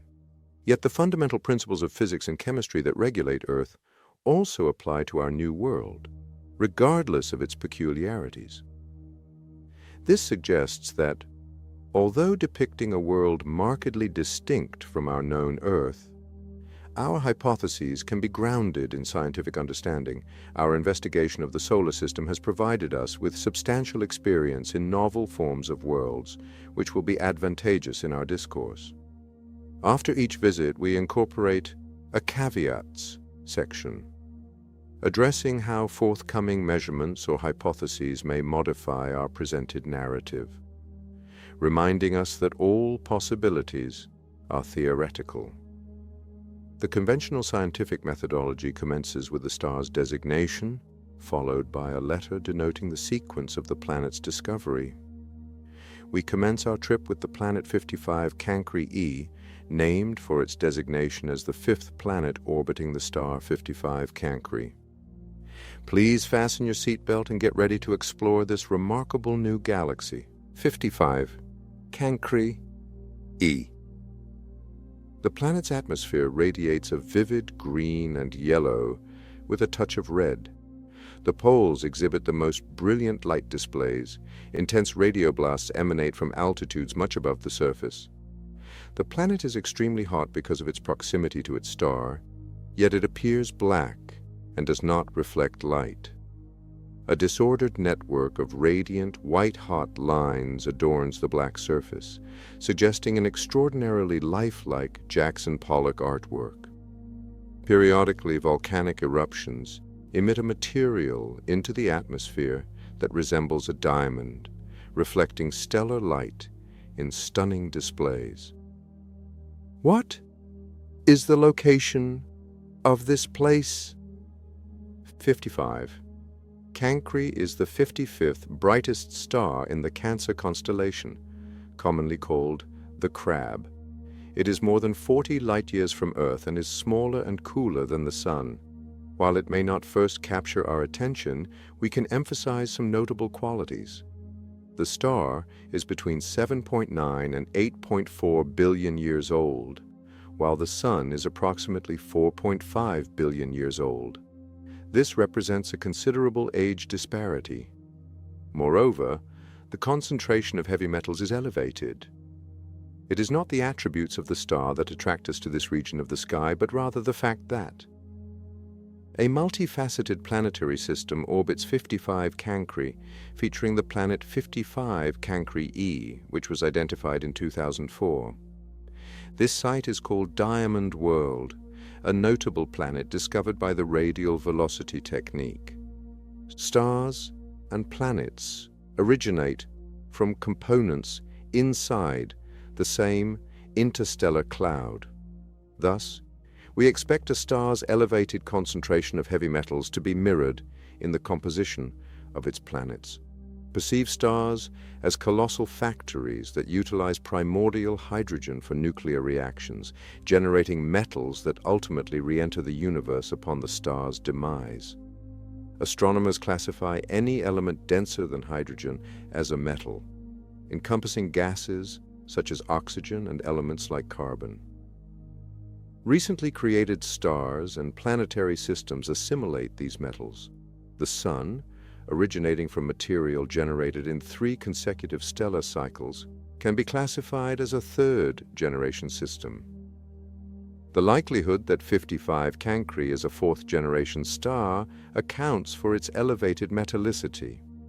In principle, we would have encountered the 55 Cancri planetary system for the first time as our spacecraft neared it, around 100 times the distance from the star compared to Earth's distance from the Sun.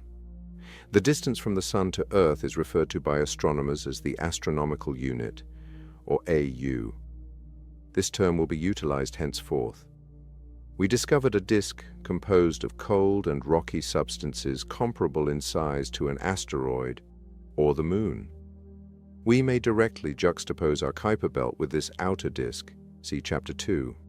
Upon progressing inward, we encountered 55 Cancri D, our initial substantial planet, situated 5.8 AU from its star. The mass of this planet is approximately 3.8 times greater than that of Jupiter. Although we will initially traverse an asteroid belt, the subsequent planets in this system are situated at less than 1 astronomical unit, AU, from their star. The voids in Saturn's rings arise from gravitational interactions that diminish the belt surrounding 55 Cancri, which possesses a stony composition akin to our asteroid belt over an extended duration.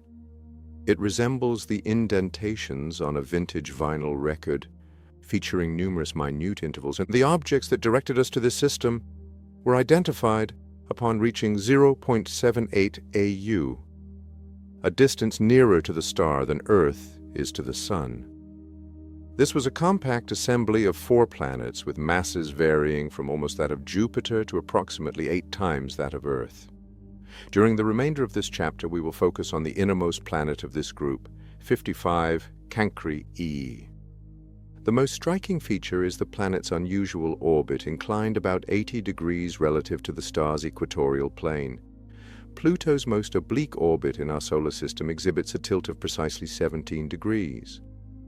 However, more importantly, 55 Cancri exhibits rapid motion. Its year is shorter than a day on Earth, as it can complete an orbit in about 17 hours. Most astronomers assert that the planet is tidally locked, indicating that akin to the Moon's perpetual orientation towards Earth, it consistently presents the same hemisphere to its star. This signifies that the day and year of the planet possess identical durations. The Kepler satellite, named after Johannes Kepler, 1571-1630, elucidated the principles of planetary motion. These rules demonstrate that 55 Cancri's orbit resides within its star's chromosphere or outer atmosphere. The planet is indeed engulfed by the star. We can determine the composition of 55 Cancri and commence our inquiry. Its mass is approximately 9 times that of Earth, and its radius is around twice that of Earth. This signifies that its density is approximately 6 times water's, equivalent to terrestrial rocks and metals. There are specific concerns regarding the size and density of 55 Cancri. A planet of this magnitude would be situated in the outer regions of our solar system, around Uranus and Neptune. Nevertheless, the density of these so-called ice giants is approximately double that of water. Furthermore, the gravitational force of a planet comparable in size to 55 Cancri would compress its rocks to double the density if it had the same chemical composition as Earth. If 50% of the planet's composition consists of carbon, while the other constituents include silicon, oxygen, and several other elements, we may meticulously ascertain the planet's dimensions and density. This is the realm of carbon. The majority of the Earth's surface is obscured, which is logical. 55 Cancri receives around 3,000 times the stellar radiation from its star compared to the amount Earth receives from the Sun due to its proximity to the star.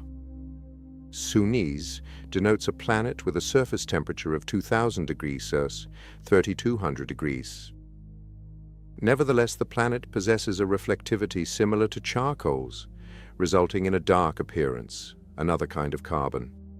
By acknowledging that the electromagnetic radiation detected from the planet's surface is not reflected starlight, as would be the case for planets within our solar system, but rather energy emanating from 55 Cancri's interior, we can begin to interpret the bright lines and volcanic activity. We will examine the implications of this finding in our analysis of the planetary surface. Nonetheless, the interior of 55 Cancri is likely extremely hot and probably includes liquid metals.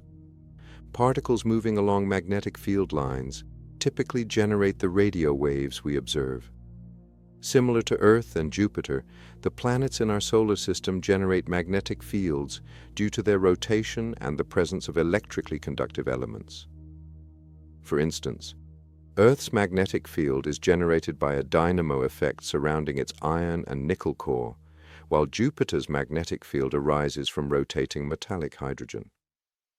The auroras of Earth, both northern and southern, are produced when particles, primarily from the solar wind, are accelerated by the planetary magnetic fields and interact with atmospheric molecules.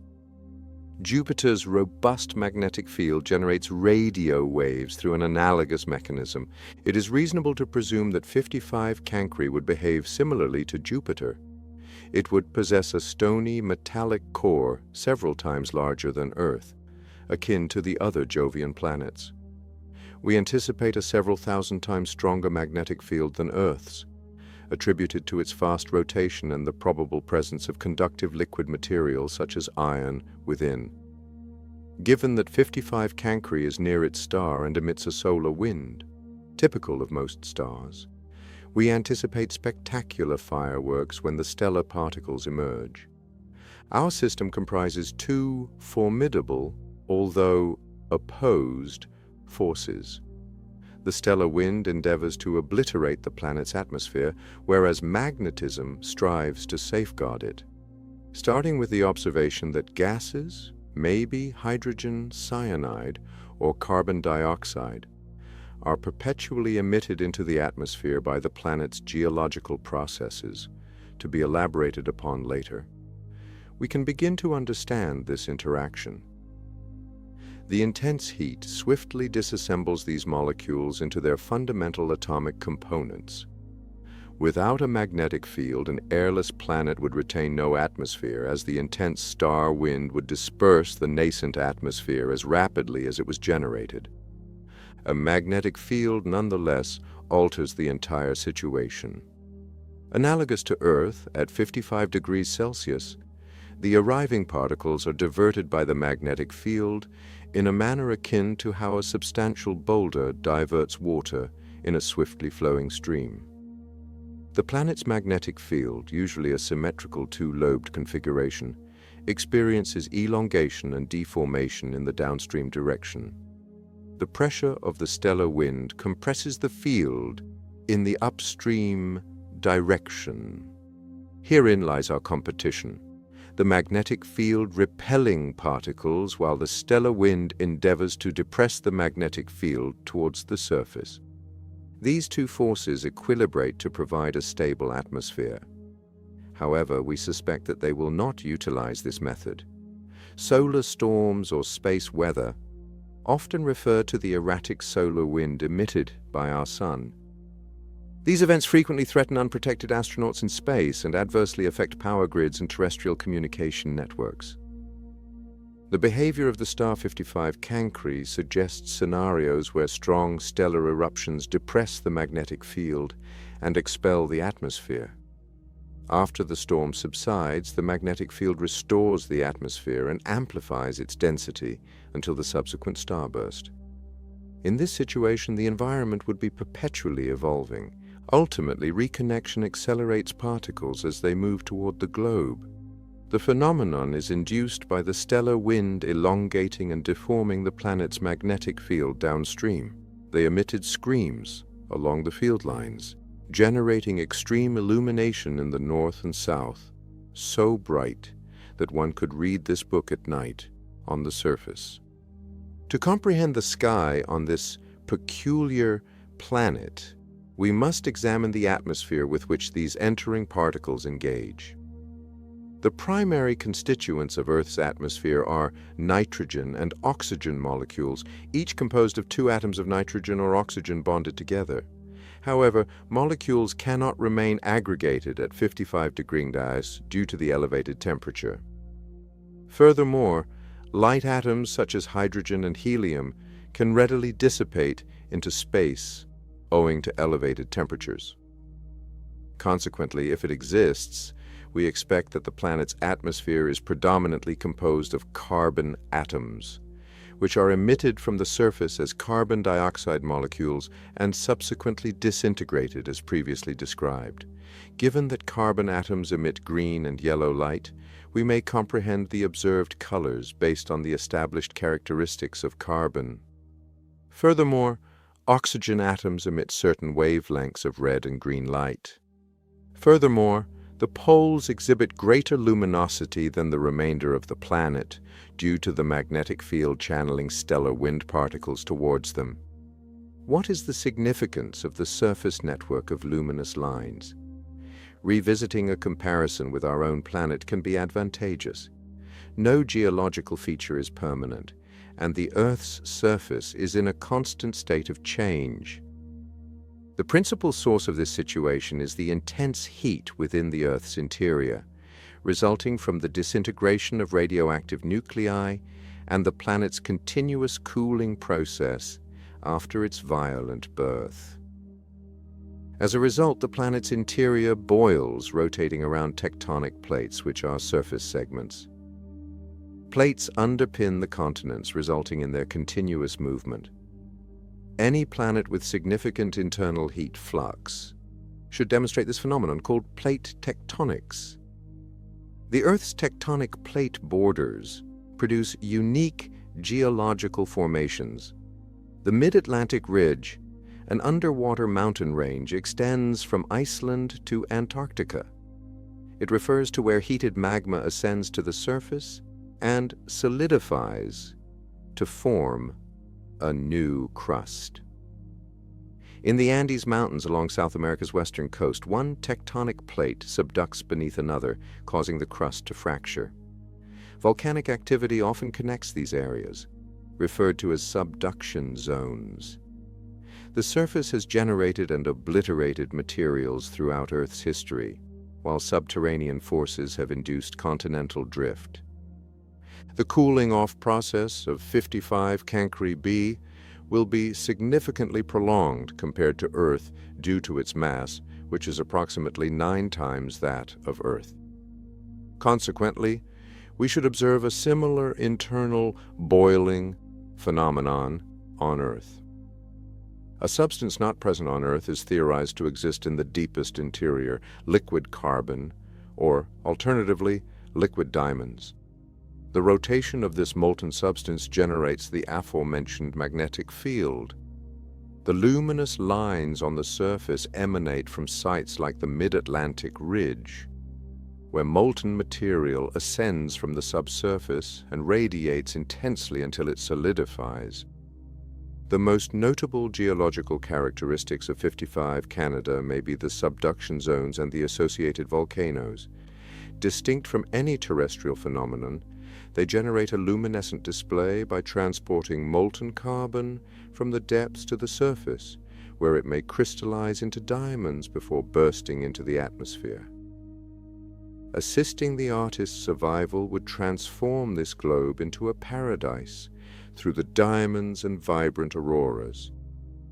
This carbon world exemplifies big planets, predominantly formed of heavy elements, which we expect to discover in various quantities around the galaxy. The 55 Cancri theme contains numerous potential versions. Since iron, nickel, sulfur, and other metals originate from stars, we will likely discover planets composed of these and additional elements. Mercury can be categorized as a nickel-iron planet within our solar system. Each of these heavy metal realms would possess distinct characteristics and attributes unique to itself. The variety of observed exoplanets challenges our imagination, as always. Initially, our assessments of this planet's carbon content may be altered because measurements about the density of 55 carbons are continuously enhanced. It is challenging to comprehend how such modifications could alter the conclusion that the planet possesses a substantial concentration of that element. That aspect of our characterization should remain accurate unless 55 Cancri is an atypical star devoid of solar wind. The presence of a magnetic field and the dynamics of solar wind particles are founded on solid rationale.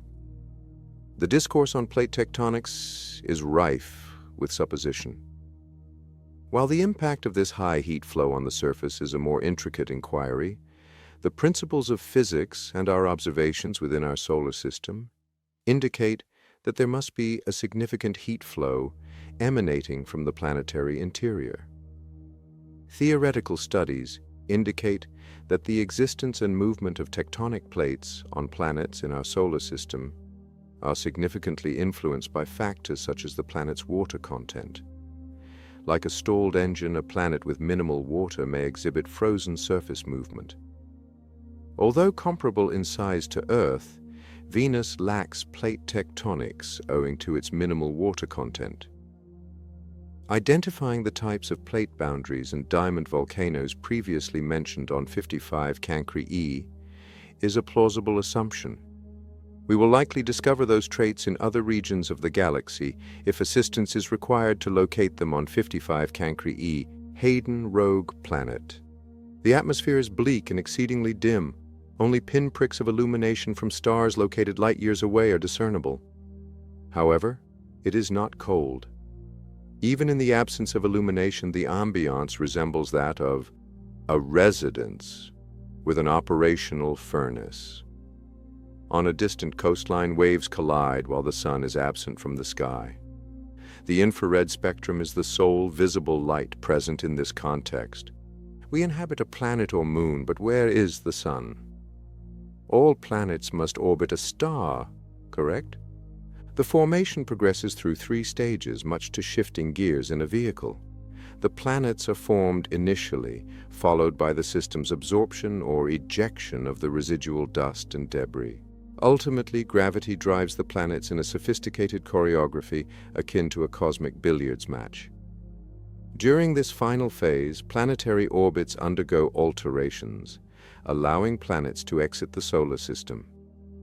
Theoretical simulations indicate that our nascent solar system may have ejected as many as 12 Mars-sized planets during this period. These discharged bodies, though, do not simply vanish. They are traversing the galaxy, presumably in orbits around the core. The quantity of rogue planets likely surpasses that of planets orbiting stars. Upon encountering this knowledge, one would initially conclude that rogue planets are unremarkable, frigid realms lacking warmth, life, or vitality. We assert in Chapter 1 that surface chauvinism is the root of this drive. Extraterrestrial life lives beyond the surface of our planet. Deep-sea vents host intricate ecosystems, including bacteria residing in rock 1 mile beneath the surface. If Earth became a rogue planet, both would endure relatively well, although the oceans would freeze.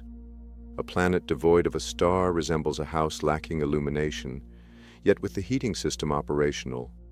As neither the internal temperature of the house nor that of a sizable planet is significantly influenced by the absence of a star. The preceding chapters examined 4 methods by which a planet can get energy. 1. Stellar radiation directly sustains life on Earth. 2. Cooling from the first phase of formation, a process that may necessitate several billion years, continues to supply energy to Earth. 3. Radioactive elements decay within the Earth's interior. Uranium decay constitutes a major source of the planet's internal energy. 4. Tidal heating generates subsurface waters on the moons of Jupiter and Saturn, as discussed in Chapter 2. According to this list, just the initial item requires a star. Despite a planet's separation, it retains its interior heat as radioactive nuclei persist in their disintegration. If the planet is a gas giant, its moons may also be affected, and akin to some Galilean moons of Jupiter, gravity may induce tidal flexing that sustains subsurface oceans.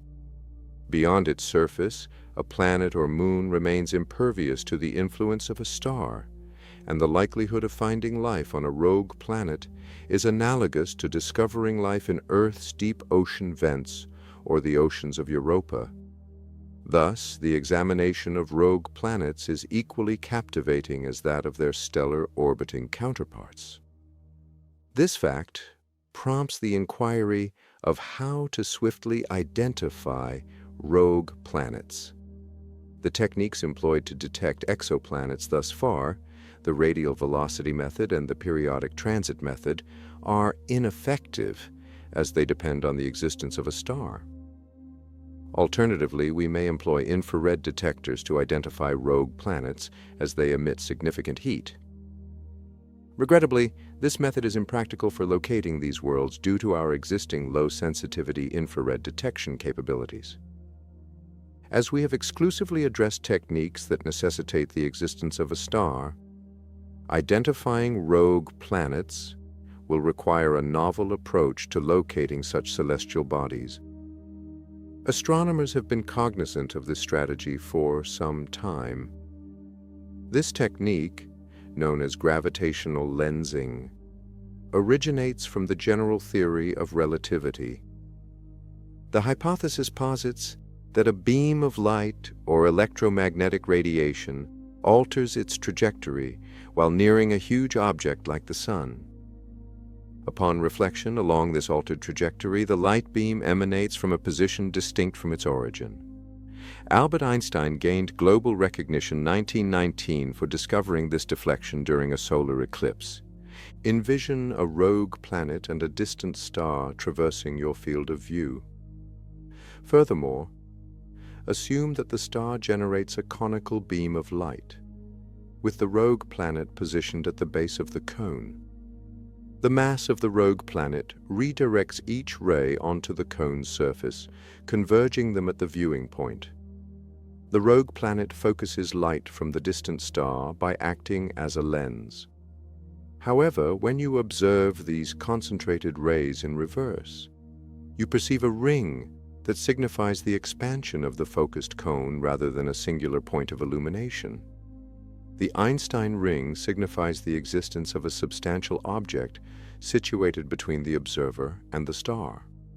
However, if the alignment deviates from the specified conditions, arcs of light will be observed rather than a complete ring. Astronomers typically employ gravitational lensing to identify huge objects in the galaxy, especially places with high concentrations of dark matter, but it can also be used to find rogue planets. No monitoring technique can optimize detection without knowing when and where a ring will manifest. Occasionally, we can rely on arbitrary alignments to yield a ring. This has resulted in identifying evidence for merely a few rogue planets. Based on these limited findings, scientists hypothesize that there are more rogue planets in the galaxy than planets that orbit stars. Owing to data errors, these estimates may be refined.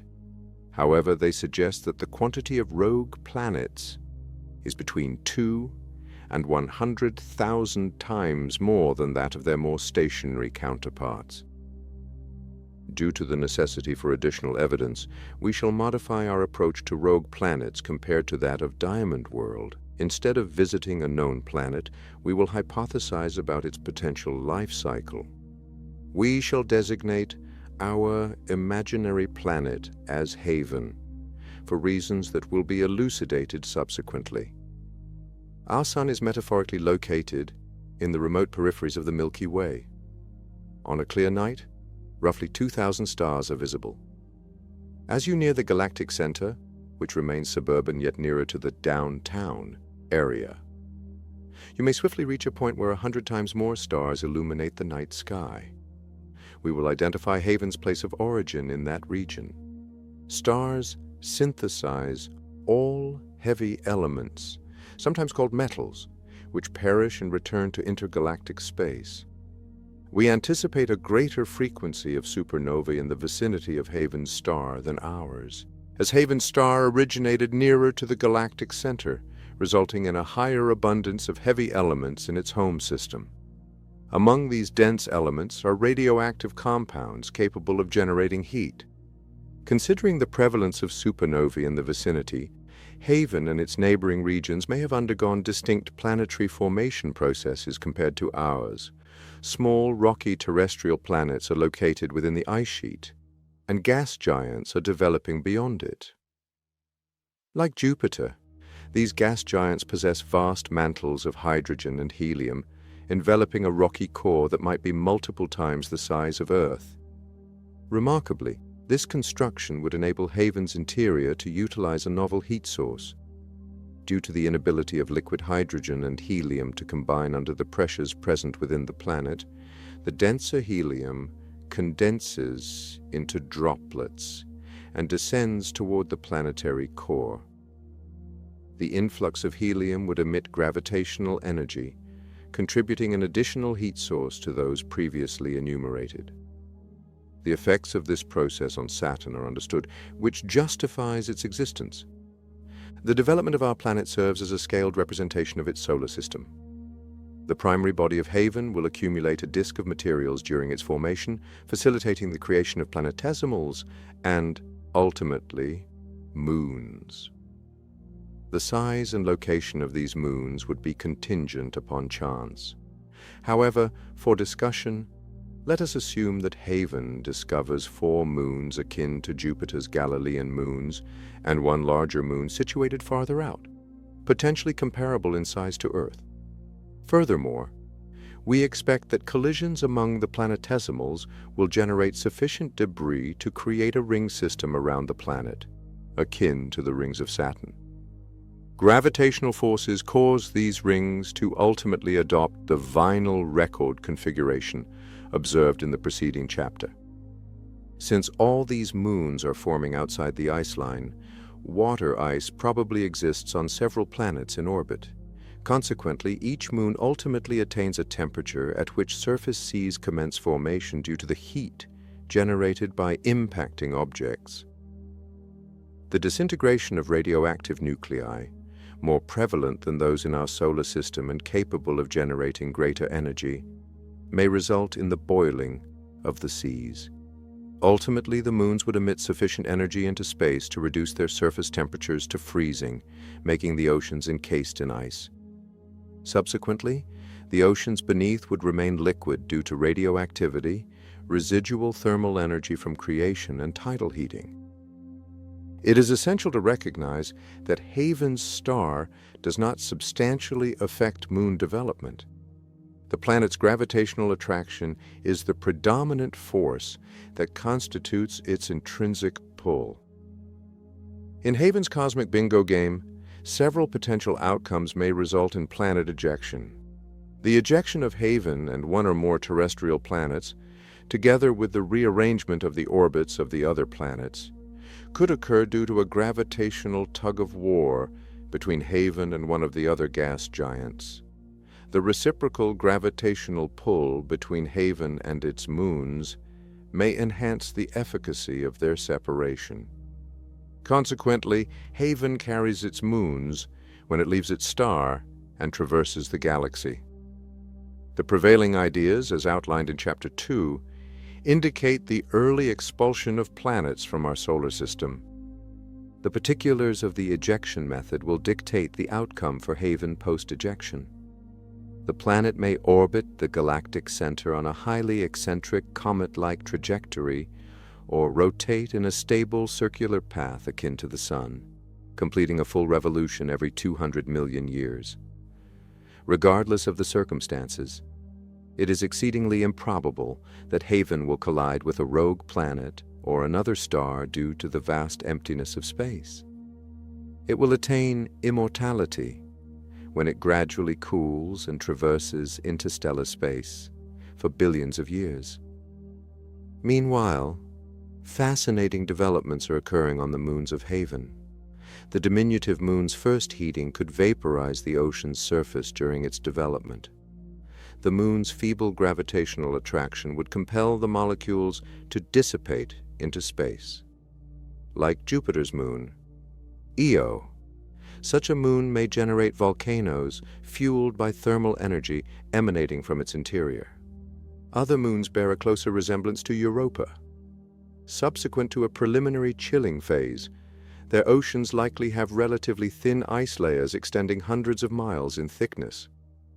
Owing to internal heat and tidal heating, these oceans remain liquid even at temperatures exceeding those of the Earth's surface. These moons, such as Europa, are prime possibilities for the development of life. Nonetheless, the Moon, which is larger than Earth, is the primary object of our interest. Assuming Haven possesses 4 Galilean-type moons akin to Jupiter, we shall designate this moon as Haven 5. The heat from Haven's initial genesis would progressively dissipate owing to its immense size. This moon, akin to Earth, would possess a dense core due to the early melting facilitating the descent of heavy elements, such as iron and nickel, to the center. Moreover, we expect the thermal output from radioactive nuclei to be substantial, owing to the moon's dimensions. Consequently, we expect this moon to exhibit the tectonic activity described on 55 Cancri in the preceding chapter. Molten material from the moon's interior would perpetually ascend to the surface, potentially resulting in a distinctive sort of plate tectonics. The inside substance would emit steam and carbon dioxide onto the surface. Haven 5, however, possesses sufficient capacity to retain these gases, in contrast to moons like Io, which may otherwise result in an atmosphere lacking molecular hydrogen and carbon dioxide. This leads us to the most remarkable feature of this planet, the existence of an effect quite akin to the greenhouse effect. The prevailing comprehension of the Earth's greenhouse effect posits that sunlight penetrates the surface due to the atmosphere's high transparency to visible light. Carbon dioxide absorbs infrared radiation. The energy emitted back into space. Consequently, carbon dioxide elevates the surface temperature beyond its average. The critical point is that the warming effect transpires when heat radiates upward into space within an atmosphere containing carbon dioxide, irrespective of the heat source that reaches the surface. Haven 5 would emit infrared radiation due to the immense heat it generated, yet no starlight would ever penetrate it. This radiation would strive to escape into space, but be absorbed by carbon dioxide in the atmosphere, heating the moon's surface, much to the greenhouse effect on Earth's exterior. We can anticipate scenarios where atmospheric warming and internal heat sustain surface temperatures sufficiently elevated to facilitate liquid seas. Consequently, Haven 5 would resemble Earth in the Sun's absence. The moon's surface would seem perpetually dark to beings such as us, which rely on visible light for external communication, akin to the darkness of interstellar space. Considering Haven 5's tremendous heat, any life forms that evolved there would likely possess eyes capable of detecting infrared radiation. Certain Earth species, like pit vipers, have infrared detecting organs.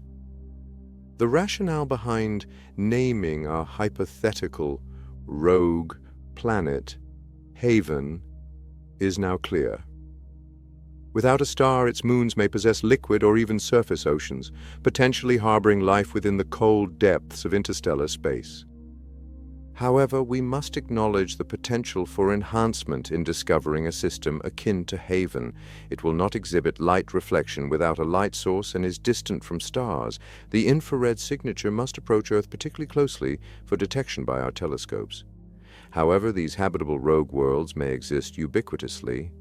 Haven, imperceptible, yet everlasting. The structure we have delineated is evidently fictional. However, if the predictions regarding the prevalence of rogue planets are accurate, the discovery of a Haven is highly probable. A substantial moon may possess a surface ocean provided internal heat ascends to the exterior. This heat must derive from radioactivity and formation heat, as tidal heating would be little. The lunar surface seas would finally freeze when both energy sources deplete. The water beneath the ice remains liquid for an extended duration, owing to its insulating properties. Rational individuals differ on the possibility of life evolving in such an environment. We will discuss the origins of life on Earth. However, it is important to note that life on our planet evolved rapidly once conditions permitted. Consequently, life on Haven 5 emerged when the moon possessed a surface ocean, or, in its absence, in proximity to deep-sea vents. Science fiction authors must conjecture about the nature of potential life forms. Most planets in a galaxy orbiting stars are distant from their own stars. In our solar system, these planets, Pluto and other Kuiper belt objects, KBOs, get minimal energy from their sun. Another form of energy must drive all occurrences on these planets.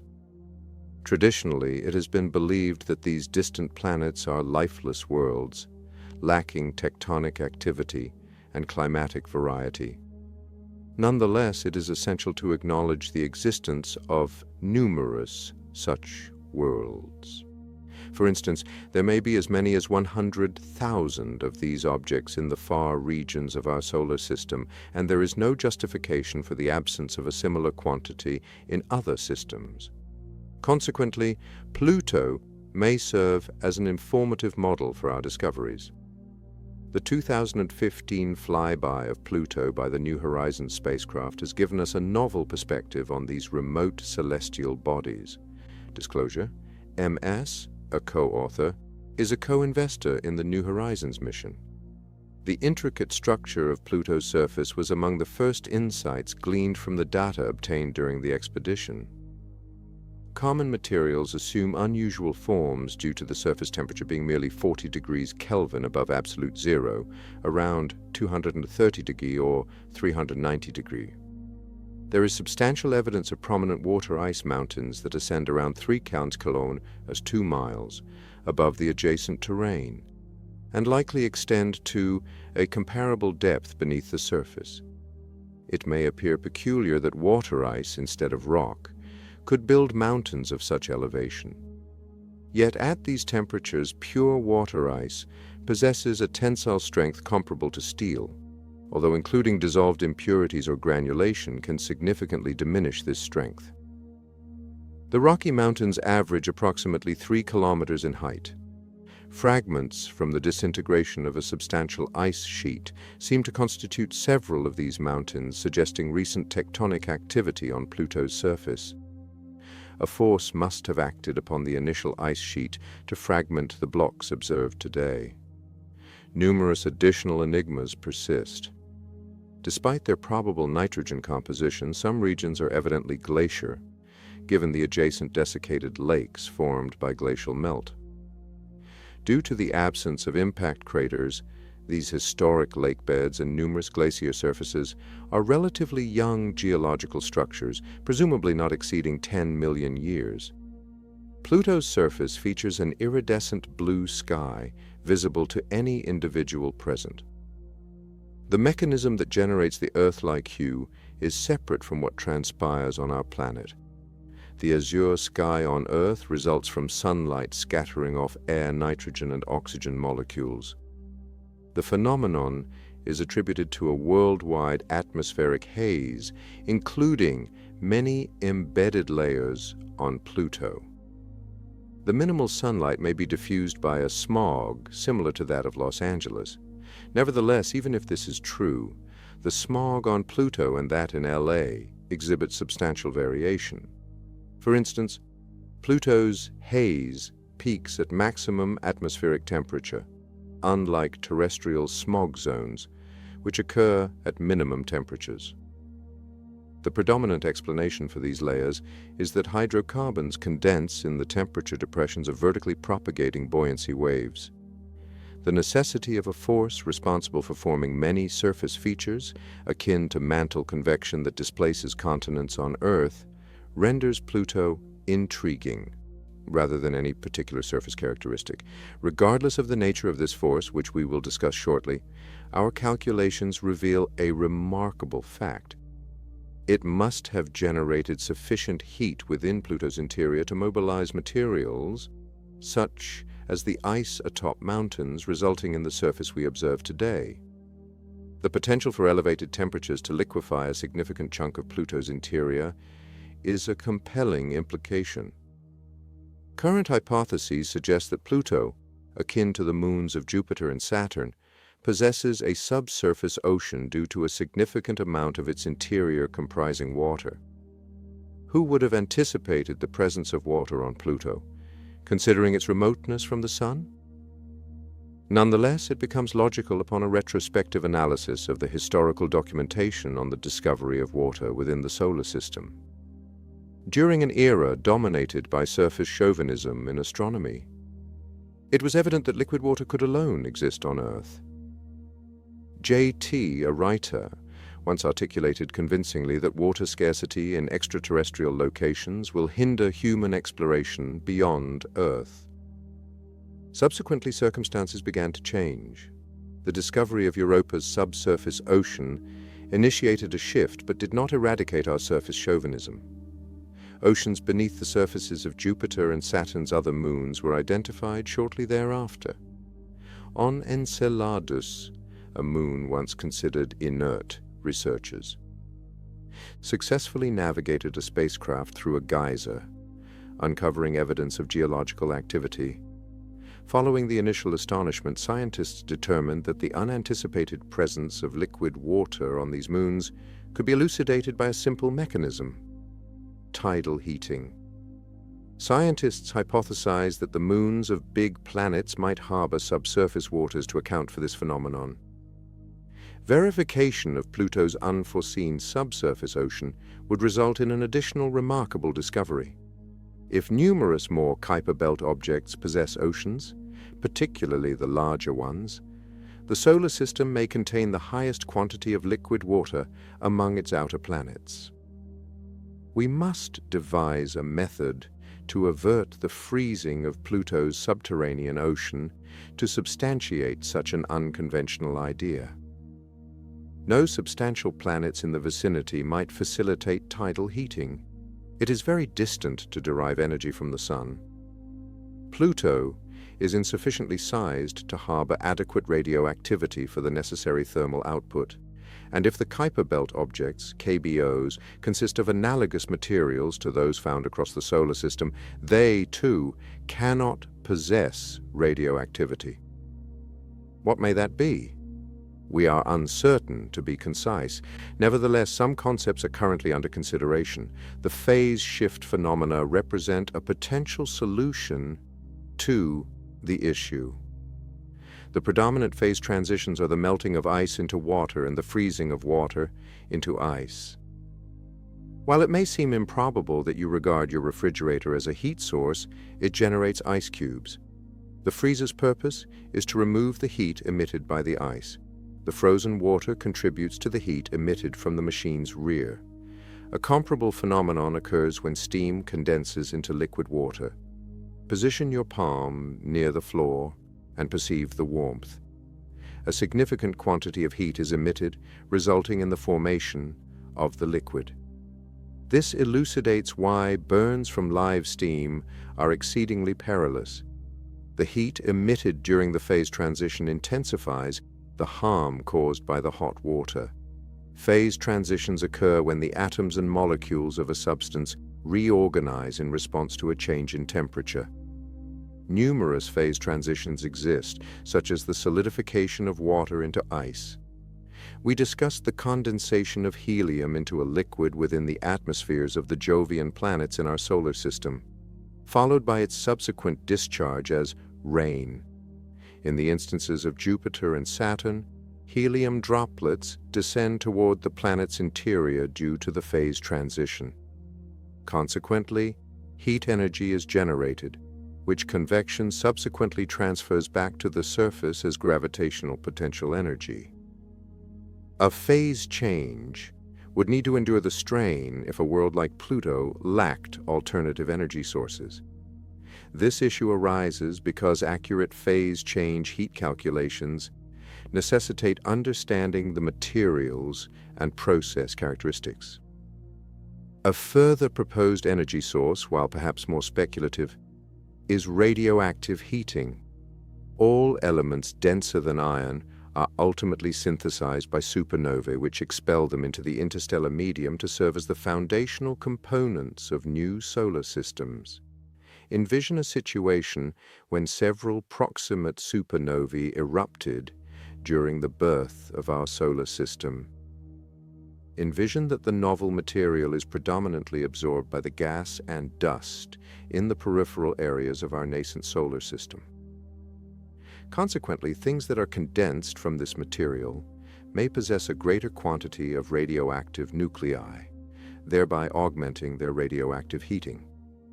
Approximately 50% of the energy that warms Earth's interior originates from the disintegration of radioactive nuclei. Resolving the enigma of Pluto's energy source will significantly influence our understanding of the remainder of the cosmos. Initially, our rationale indicates that Pluto exemplifies other Kuiper belt objects, KBOs. Despite the absence of definitive evidence, there is no justification for skepticism regarding this assertion. Pluto's largest moon, Charon, displays evidence of recent geological resurfacing. This suggests the potential existence of an unidentified internal heat source in at least one other object within the outer solar system. Conversely, astronomers postulate that a collision with another Kuiper belt object resulted in the formation of Pluto and Charon. It is somewhat unsurprising that they exhibit similarities. What is the status of the other KBOs? As most are smaller than Pluto and Charon, it remains uncertain whether their surfaces suggest more heating. The New Horizons spacecraft will arrive at the significantly smaller Kuiper belt object in January 2019. 2014, MU-69 may be too little to possess geological features. Consequently, the inquiry emerges regarding formations like our Kuiper belt in other solar systems. There is no reason to doubt their existence, yet locating clusters of small planets orbiting distant stars can be difficult. Nonetheless, the peripheral areas of nascent planetary systems have demonstrated substantial quantities of water, indicating that places such as the Kuiper belt may be uncommon. Ultimately, Pluto's thermal source could be enhanced despite the prevalence of Kuiper belts. Worlds like Pluto may be rare if a system requires a fortuitous accumulation of supernovae to propagate distant planets. All exoplanetary systems could possess habitable worlds with subsurface oceans if Pluto's thermal energy is generated via a shared process such as transformation. How is one living? Existence? The search for liquid water in the universe is driven by the belief that life requires it. This has prompted speculation over the Goldilocks planet. If Pluto symbolizes all planets with subsurface liquid water, we must also contemplate that other life forms in the galaxy may inhabit various worlds. Ants. It may initially appear peculiar to consider that life may have originated hundreds of miles under a planet's surface in total darkness. Life thrives on Earth's deep ocean floor, where complex organisms form around deep-sea vents and derive energy from materials brought to the surface by plate tectonics. Many multicellular species in these habitats indicate an extensive evolutionary history. As discussed, one can argue that terrestrial life originated in deep ocean vents and then ascended to the surface. It is implausible that analogous life forms could emerge in underground oceans distant from stellar warmth, given that tectonic action has or is now occurring on Pluto and likely on other bigger Kuiper belt objects. Due to their abundant water content, many of the galaxy's life forms may exist on these icy planets. H2O. This notion is corroborated by the red organic dust seen on Pluto's surface. However, the term organic merely indicates the presence of carbon atoms in molecules rather than their origin from biological systems. These chemicals indicate that Pluto has likely experienced complex chemical events in the past, which are presumably ongoing. What is a living system, if not a complex network of chemical reactions? Complex, sentient life on Earth arose with the accumulation of oxygen in the atmosphere, which became available as a source of metabolic energy. Consequently, oxygen was a superficial phenomenon and a consequence of photosynthesis. One contemplates the possibility of a more advanced energy source residing within a subterranean ocean. It is conceivable that only the most massive ice worlds can furnish the energy necessary to support complicated life. Moreover, transitioning from multicellular life to a technological society entails numerous additional steps beyond only possessing abundant energy. Should that be the case, we might anticipate a complex technological society developing in a liquid water ocean, analogous to our evolution in a gaseous ocean. It seems improbable that astronomy would arise as one of the initial sciences in such a civilization as it did for humanity. Ultimately, we can envision intrepid explorers compelled to uncover the realms beyond their residences, penetrating through strata of encasing ice. What sensations might accompany witnessing stars for the first time? Beneath Pluto, a substantial ocean of liquid water exists. While theoretical calculations substantiate this notion, there is overwhelming evidence of recent geological activity. Dynamic geology necessitates contemporary or current energy sources and fluid substances. Ultimately, the data may indicate that a liquid is distinct from water. Ultimately, the hypotheses depend on a preliminary analysis of the data obtained by New Horizons. Recent theoretical computations may potentially contradict these. Pluto is a quintessential Kuiper belt object. Pluto remains the largest identified object in the Kuiper belt, but theoretical computations suggest at least one larger entity exists. The majority of KBOs are, in fact, diminutive. The internal process of generating the energy will likely have a significant impact. In 2019, New Horizons will conduct a flyby of 2014 MU69, enhancing our understanding of small Kuiper belt objects, SMKBOs. We now recognize substantial water in the interstellar medium, especially within the extensive molecular clouds where new stars are born. Moreover, scientists have detected water-forming planetary systems in the outermost regions of at least one star. Consequently, despite the few data supporting it, there is no basis for skepticism regarding the prevalence of Kuiper belts. If correct, it would suggest that Pluto and most other planets in the galaxy are either icy bodies or stellar entities. Celestial bodies and aquatic environments below the surface can support life. This statement in our list of cautions is the most unequivocal. Multicellular life can survive in Earth's deep ocean vents regardless of origin. Negative. Many scientists contend that life emerged in the deep ocean due to its shielding from solar radiation. Radiation. A diminutive sun descends near the horizon, illuminating the vicinity with a crimson hue. The landscape is flat and low-lying, characterized by muddy banks delineating the lagoons and ponds. Crushed vegetation lies below, its dark leaves absorbing the diminishing light from the setting sun. The breeze transports the dense air around us, rendering us seemingly weighty. Welcome to the realm of the archipelago. A planet cannot originate without a star, although its subsequent destiny is significantly shaped by the kind of star it orbits. As noted, substantial gas and dust clouds in the interstellar medium collapse under gravitational forces, forming stars and planetary systems. One method to visualize a star's lifespan is to envision it utilizing various strategies to counteract the persistent inward force of gravity. As mentioned, the initial approach uses hydrogen as the principal fuel to initiate nuclear fusion processes in the star's core.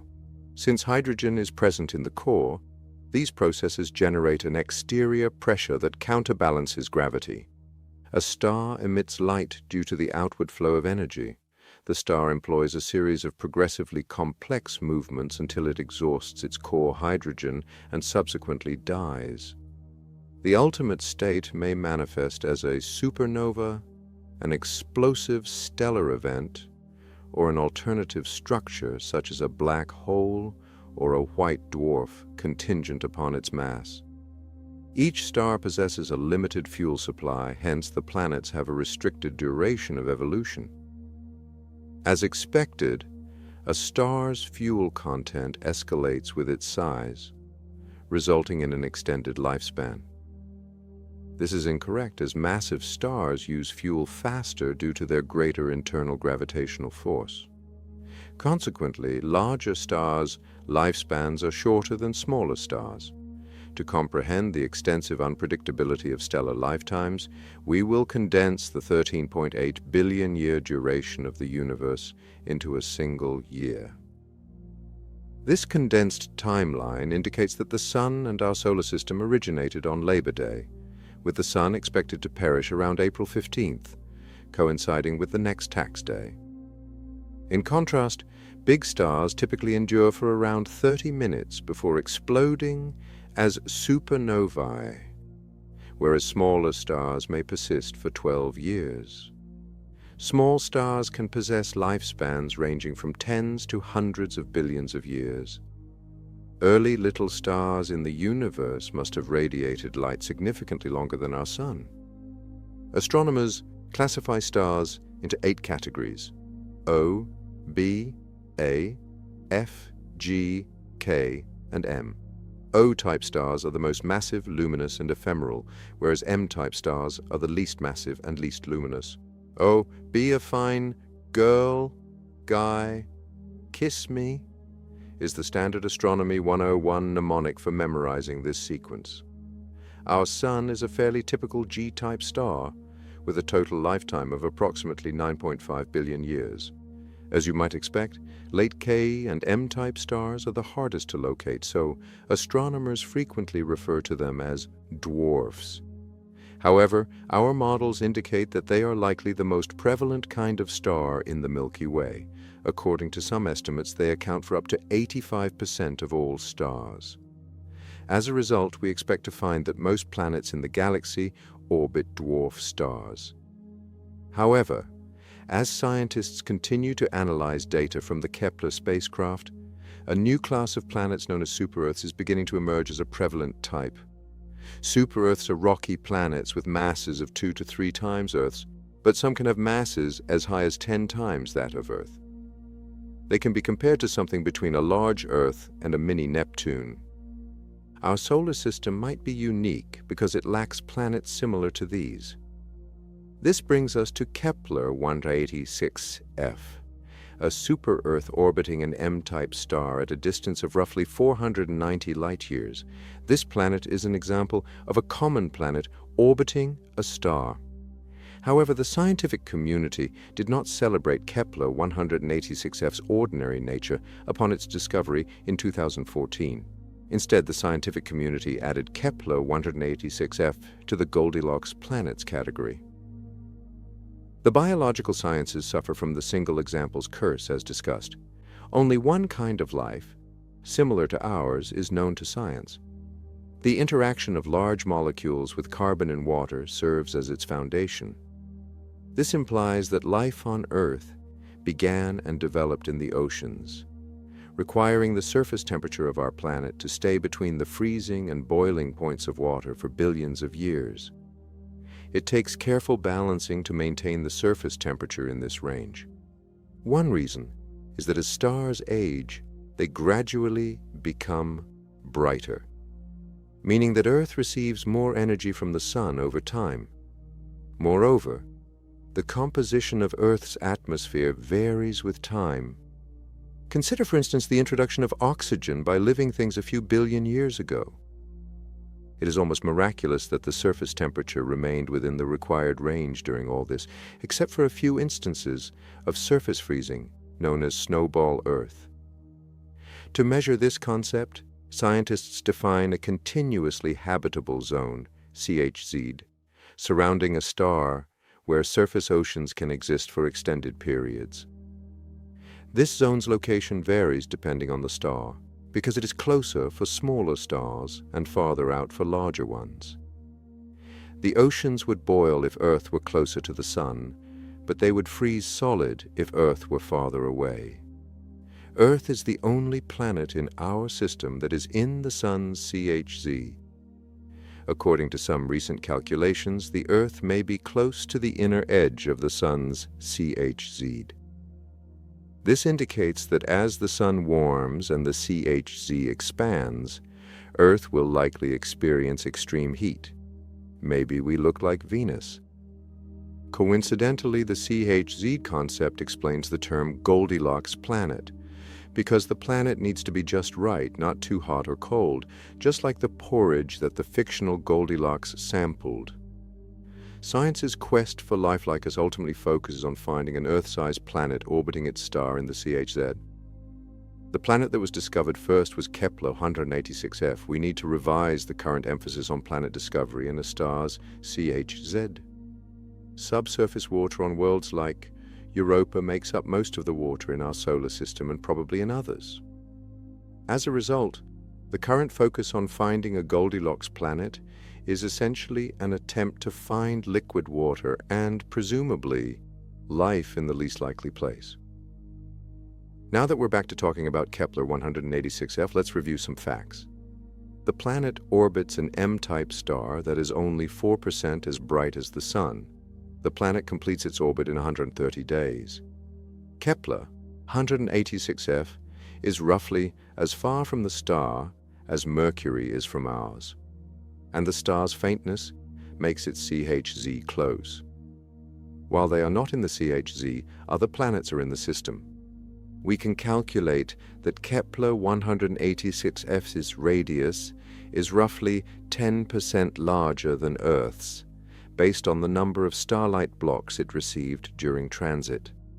Sadly, even with tools like the Hubble Space Telescope, it is very challenging to ascertain Kepler 186f's physical characteristics due to its 490 light-year distance from Earth. The environment on Kepler 186f will become much clearer as we advance the use of transits to infer atmospheric composition, a strategy currently undergoing intense development. To envision what a visit to Kepler 186f might entail, we must formulate a few plausible theories. We can use basic mathematics to explain why moving forward with creating plausible hypotheses is advantageous. There are roughly 300 billion stars in the Milky Way, which translates to roughly 250 billion M-type stars if the previously provided estimate of the abundance of dwarf stars is correct. Suppose there are super-Earths and planets in one of every 10 planetary systems. This indicates that the estimated number of super-Earths circling these stars is 2.5 billion. There are roughly 25 million Goldilocks planets, or planets like Kepler 186f, if even 1 in 100 of these planets is in its star's CH.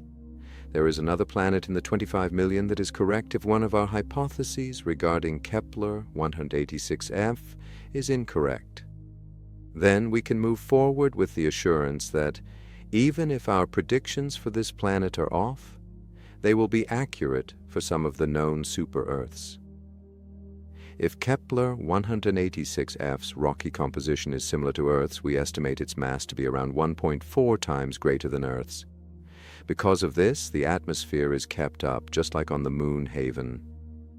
According to theory, rocky planets with masses up to several times that of Earth have tectonic activity similar to Earth's, so we could guess that Kepler 186f's atmosphere would have had water, nitrogen, and carbon dioxide in it before life started living there, and changing it by making oxygen, just like life does on Earth. Because of the atmospheric carbon dioxide or another greenhouse molecule on Kepler 186f, for instance, it may experience a greenhouse effect akin to Earth's. But early in their lives, dwarf stars release much ultraviolet light, which probably drove off light gases like helium and hydrogen a long time ago. The planet's surface gravitational force compresses the gases in the atmosphere, making it denser than Earth's. Planetary rotation and solar heating produce Earth's winds. Consequently, the winds will be at least as strong if the planet rotates similarly to Earth. Consequently, wind-driven erosion of the planet's land masses occurs far more quickly than it does on Earth due to the denser atmosphere. As it does on Earth, tectonic activity should in fact quickly erode mountain chains, turning their rocky structure into beach sand and delta mud. This brings up the issue of water. How the water in our ocean basins came to be on Earth is a long-standing scientific mystery. The most popular theory at the moment contends that most of this water was brought in by comets and asteroids during the late heavy bombardment, which was the conclusion of the cosmic billiards game we covered. Since Kepler 186f is similar to Earth, let's assume it has accumulated enough water to fill some ocean basins. However, to form the type of water world we will examine, more water is required, Due to the dense atmosphere's ability to rapidly erode land masses, there would be a lot of low-lying swampy land with many open pools and tidal basins. Astronomer René Heller has named this landscape Archipelago World. From the surface we would see ponds and islands stretching away in all directions. The simplest way to convince yourself of this is to imagine scraping off the Himalayas and the Tibetan Plateau and dumping them into the Indian Ocean. We now know the most intriguing characteristic of super-Earths, like Kepler 186f. They are far superior to Earth as candidates for the evolution of life. We will examine contemporary theories about the origin of life on Earth, where we will discuss Darwin's warm little pond as a likely site for the assembly of the first living cell. Archipelago World is home to many small warm ponds, each of which serves as a unique chemical laboratory conducting its own investigation into the origins of life. As a result, Archipelago World offers a wealth of chances to mimic the processes that gave rise to life on Earth.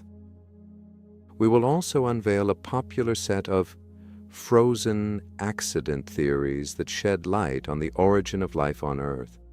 These theories essentially state that the random assembly of the ideal molecules for life produced the first cell, which led to the production of the basic molecular components of living systems. We know that your chances of witnessing a random event increase with time. This is where dwarf stars' lengthy lives become significant because, as we have seen, they continue to shine for tens or even hundreds of billions of years, as opposed to the relatively short lifespan of a G-type star like the Sun. As a result, compared to Earth, dwarf stars that formed early in the universe have had far more time to develop life. Perhaps life exists on a planet similar to Kepler 186f, a topic we will revisit. There's a chance that there is more life on that planet. One of the authors, J.T., frequently uses the straightforward question, "Why is grass green?" to refute intelligent design proponents' claims in his lectures on evolution. The most straightforward explanation is that grass absorbs other colors and reflects green light. However, this is an incredibly detrimental design choice if you consider grass a solar collector aiming to capture solar energy. An intelligent collector would absorb any radiation it came into contact with, turning it black. Natural selection should push plants toward their most efficient form on a planet like Kepler 186f, where solar radiation would be far more scarce and valuable than it is on Earth. Ultimately, what may be most fascinating about Kepler 186f is that it resembles Earth enough for us to feel fairly certain that we can extrapolate our understanding of our planet to a new world. We have emphasized that the majority of the previous narrative relies on credible theories about Kepler 186f's composition and atmosphere. For example, to estimate the planet's mass, we assumed that its composition is similar to Earth's. Different hypotheses could result in different estimates. 0.32 Earth masses, in the unlikely case Kepler 186f is made entirely of water and water ice, to 3.8 Earth masses, in the equally unlikely case of iron. This uncertainty is why we have discussed the numerous Kepler 186f-like planets. Numerous other uncertainties exist. We cannot calculate the planet's day length since we do not know its rotation rate. Kepler 186f is probably tidally locked, meaning it always shows the same face to its star, just as the Moon does to Earth, because it is so close to it. It is unknown how such a scenario would affect the climate and the evolution of life.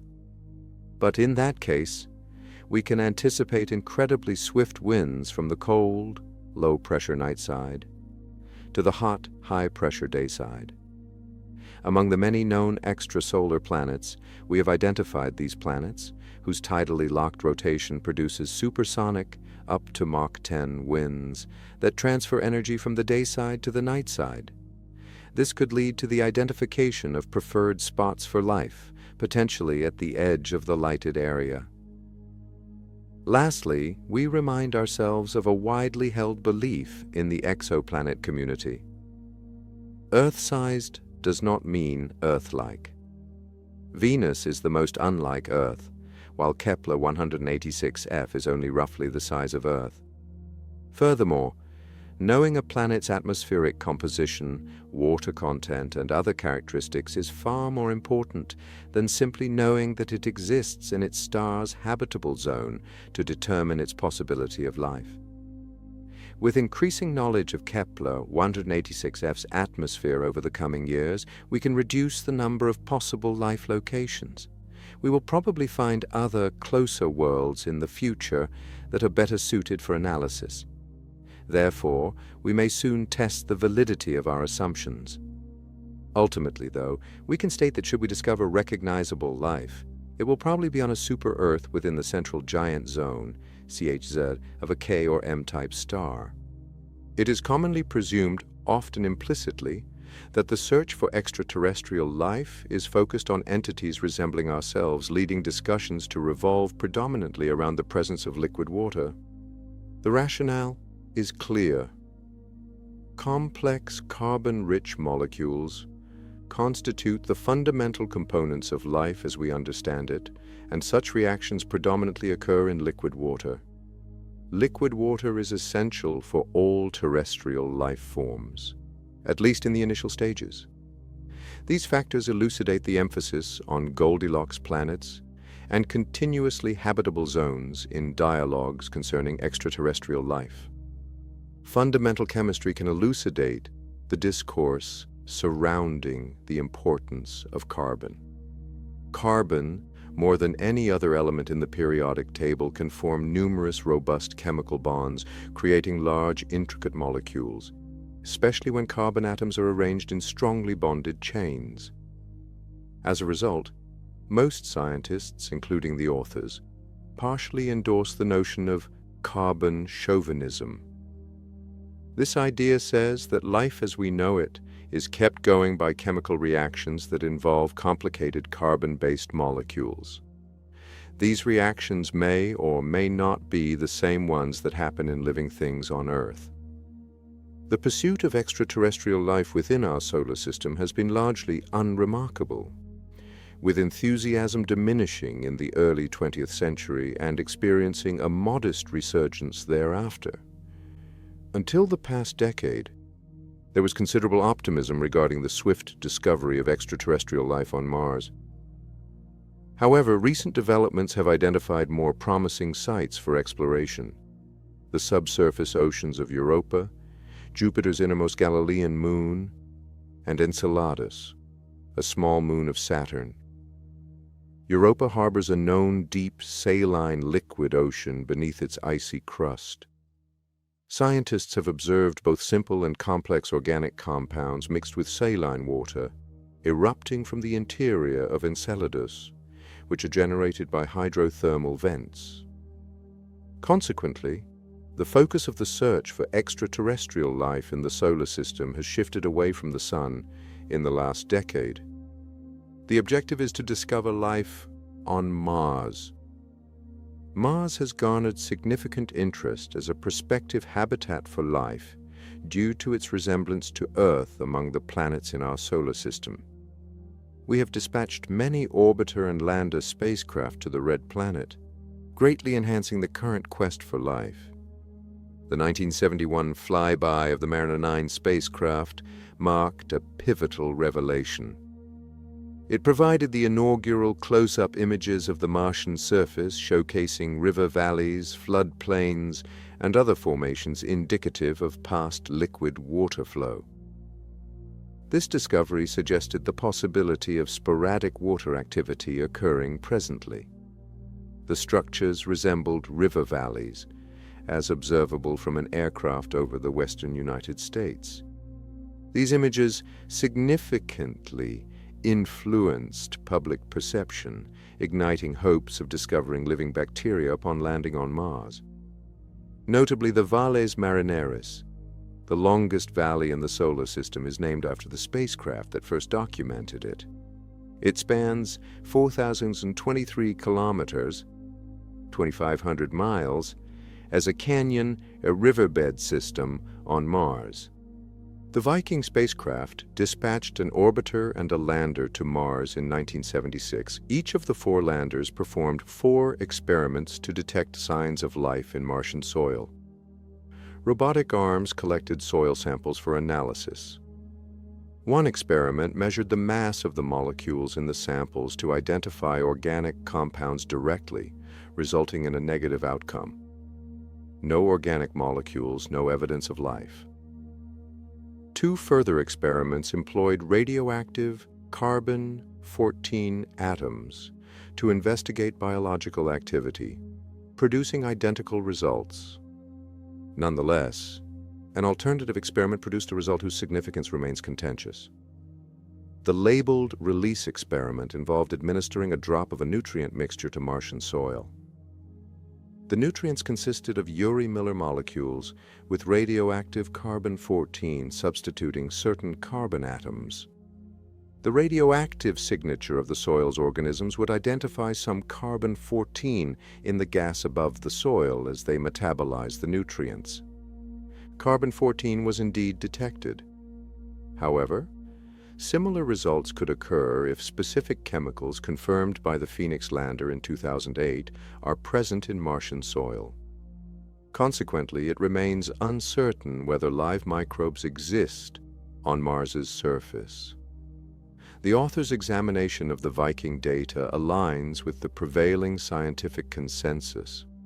While life may not be entirely extinct, it is likely absent from the uppermost layers of Martian soil. Current understanding indicates that these surface layers infuse hydrogen peroxide, eliminating living contamination. Conversely, Mars remains captivating. In 2014, NASA said that while exploring the surface of Mars, the Curiosity rover noticed a short-term rise in methane levels, which were measured at about 10 parts per billion, ppb. This is different from Earth, where ppb levels are 1/800, which suggests a possibly stronger signal. Methane is a byproduct of biological activity, commonly harvested and combusted for energy in landfills. Non-biological processes can also produce methane on Earth. While we cannot dismiss the potential for subterranean microbes to emit methane plumes, it is essential to explore alternative explanations. Future isotope analyses may be necessary to determine whether Martian methane originates from biological or geochemical sources. Mars has a substantial water reserve, predominantly in ice, which aligns with the planet's mean temperature of 55 degrees Celsius, 67 degrees. The volume of water is sufficient to inundate the planet with an ocean, potentially ranging from several meters to a few kilometers in depth if in liquid form, based on scientific hypotheses regarding subsurface ice. For instance, images captured in 2001 by the Mars Reconnaissance Orbiter revealed gullies in a region not observed in 1999, indicating sporadic liquid flows at the surface. Minerals requiring liquid water for their formation have been identified at the outlets of these gullies from impact craters. Yet, direct detection of liquid water remains elusive. Nonetheless, in 2015, evidence suggested a possible recent flow of briny sludge. The search for both extant and extinct life on Mars continues. The European Space Agency and the Russian Federal Space Agency intend to jointly launch ExoMars between 2016 and 2018. This rover can drill approximately 6 feet into the Martian surface, reaching depths where scientists hypothesize the presence of liquid water and possibly living microorganisms. To systematically investigate biomarkers in the early part of the next decade, NASA is assessing the Mars Rover 2020 project. Furthermore, NASA continues to discuss the sample return mission as a potential future initiative. We have comprehensively elucidated the Mars search for life to underscore a crucial point. Obtaining definitive evidence of extraterrestrial life may prove challenging, even with the capability to visit a planet. Establishing concrete findings has not been straightforward. Various interpretations of the current results circumvent confronting the truth. Reflect on the increased difficulty that will accompany the exploration of galaxies. Within the galaxy. The initial phase of the quest for extraterrestrial life in the galaxy involves compiling an exhaustive inventory of Earth-like planets. NASA's Transiting Exoplanet Survey Satellite, TESS, set to launch in 2017, will undertake this task. TESS will observe 500,000 luminous stars in our vicinity over its 2-year mission to identify several thousand planets comparable in size to Earth and super-Earths. Subsequent telescopes, including the James Webb Space Telescope, scheduled for launch in 2018, will scrutinize these newly discovered planets. TESS's comprehensive full-sky survey will yield a detailed catalog of nearby Earth-like exoplanets, in contrast to Kepler's limited examination of a narrow segment of the galaxy. The subsequent phase involves using that catalog to search for extraterrestrial life among exoplanets. Given the impossibility of sending probes to Mars as previously executed, we must rely on spectroscopy, a technique astronomers have employed since the 19th century. The fundamental principle of this method posits that all atoms and molecules emit or absorb light or other forms of electromagnetic radiation according to a specific pattern. If you think of an atom as having a nucleus and electrons that orbit around it, each time an electron moves from one orbit to another, it releases a photon whose energy and color are related to the difference in energy between the orbits. Conversely, when an electron ascends from a lower to a higher orbit, the atom absorbs light of that specific color.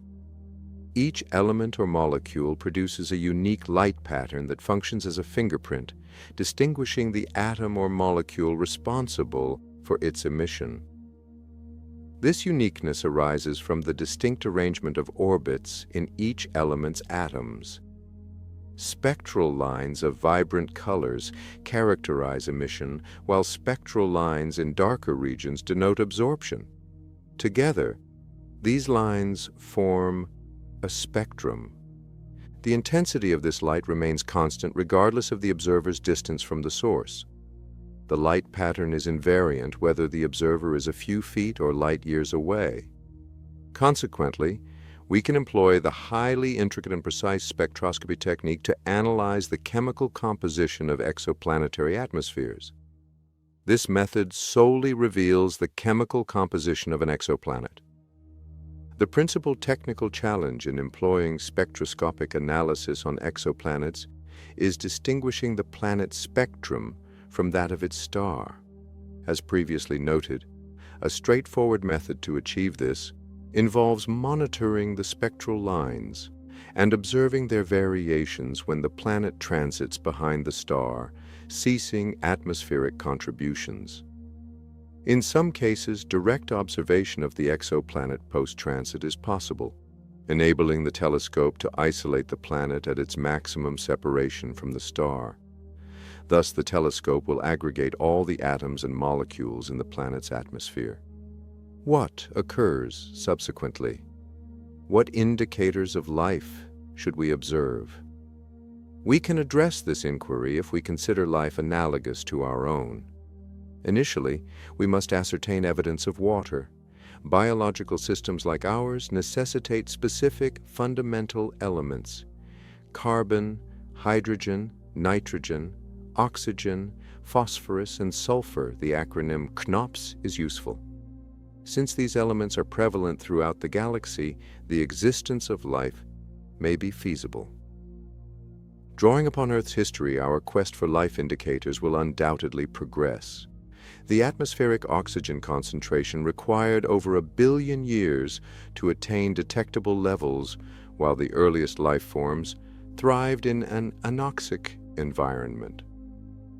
A planet exhibiting fully developed life would possess a distinct spectroscopic signature compared to one in the nascent phases of life.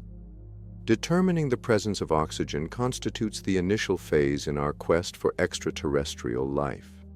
Since cyanobacteria, which emitted oxygen as a byproduct of photosynthesis, are believed to have generated some of Earth's earliest fossils, we can infer that oxygen's presence indicates a green pond scum planet.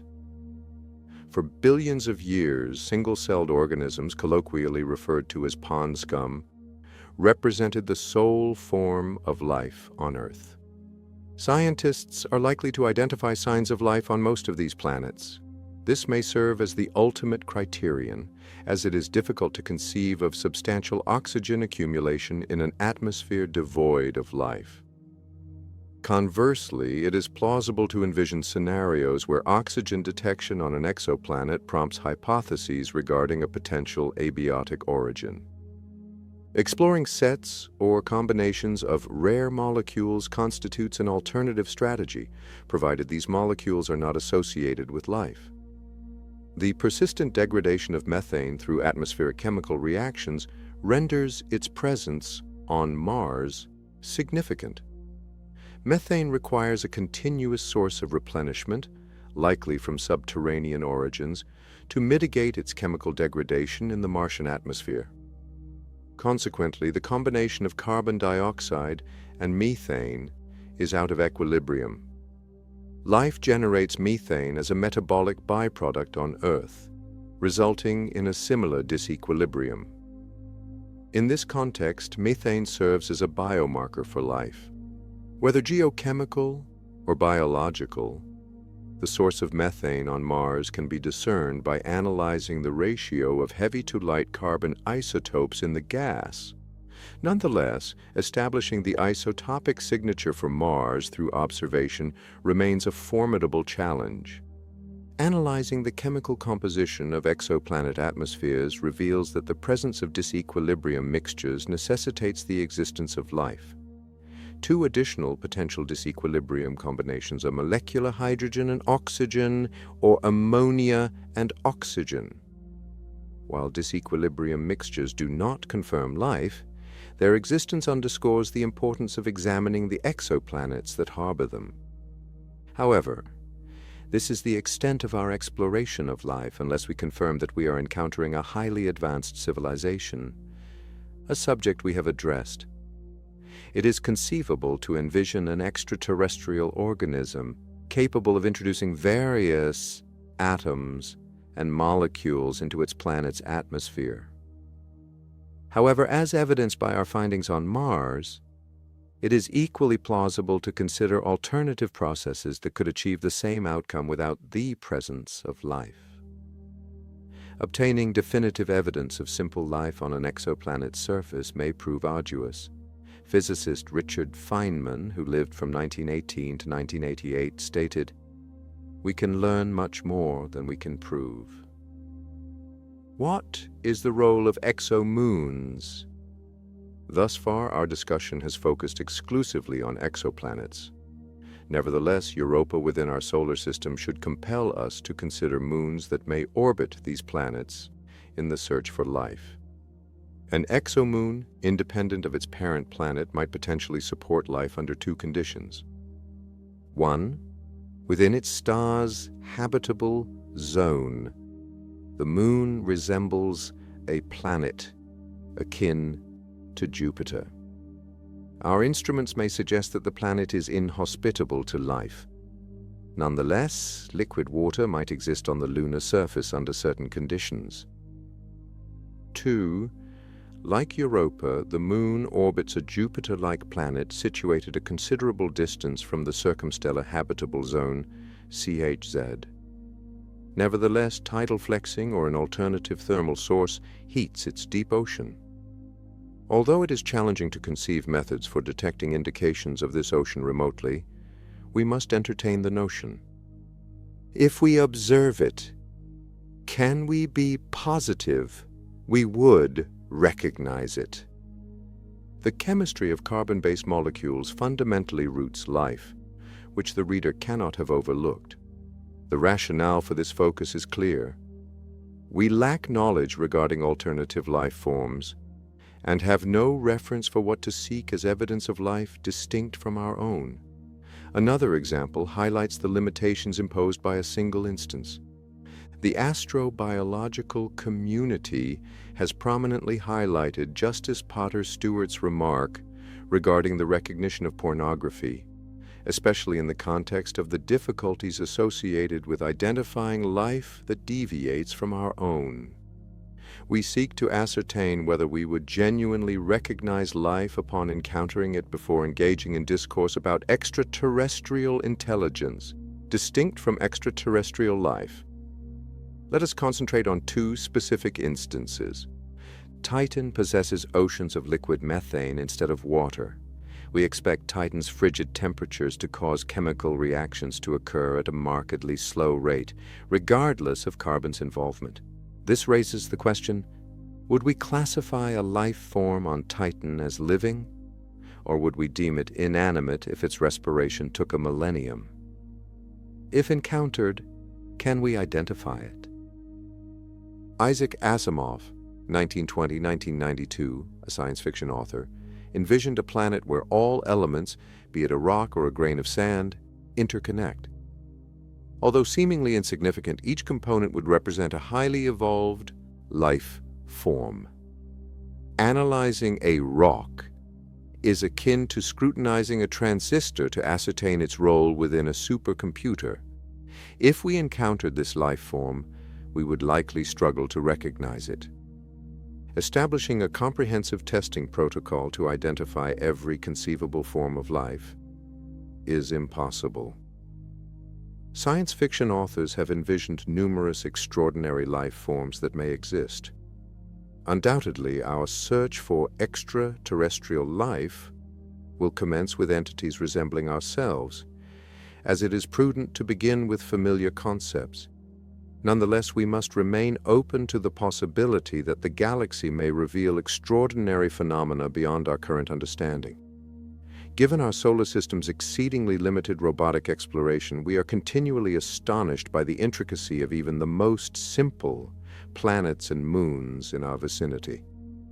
We should venture into our more distant cosmic neighborhood, prepared for even greater revelations. Fermi Paradox, often nicknamed the squirmy paradox by scientists because they squirm every time they hear it.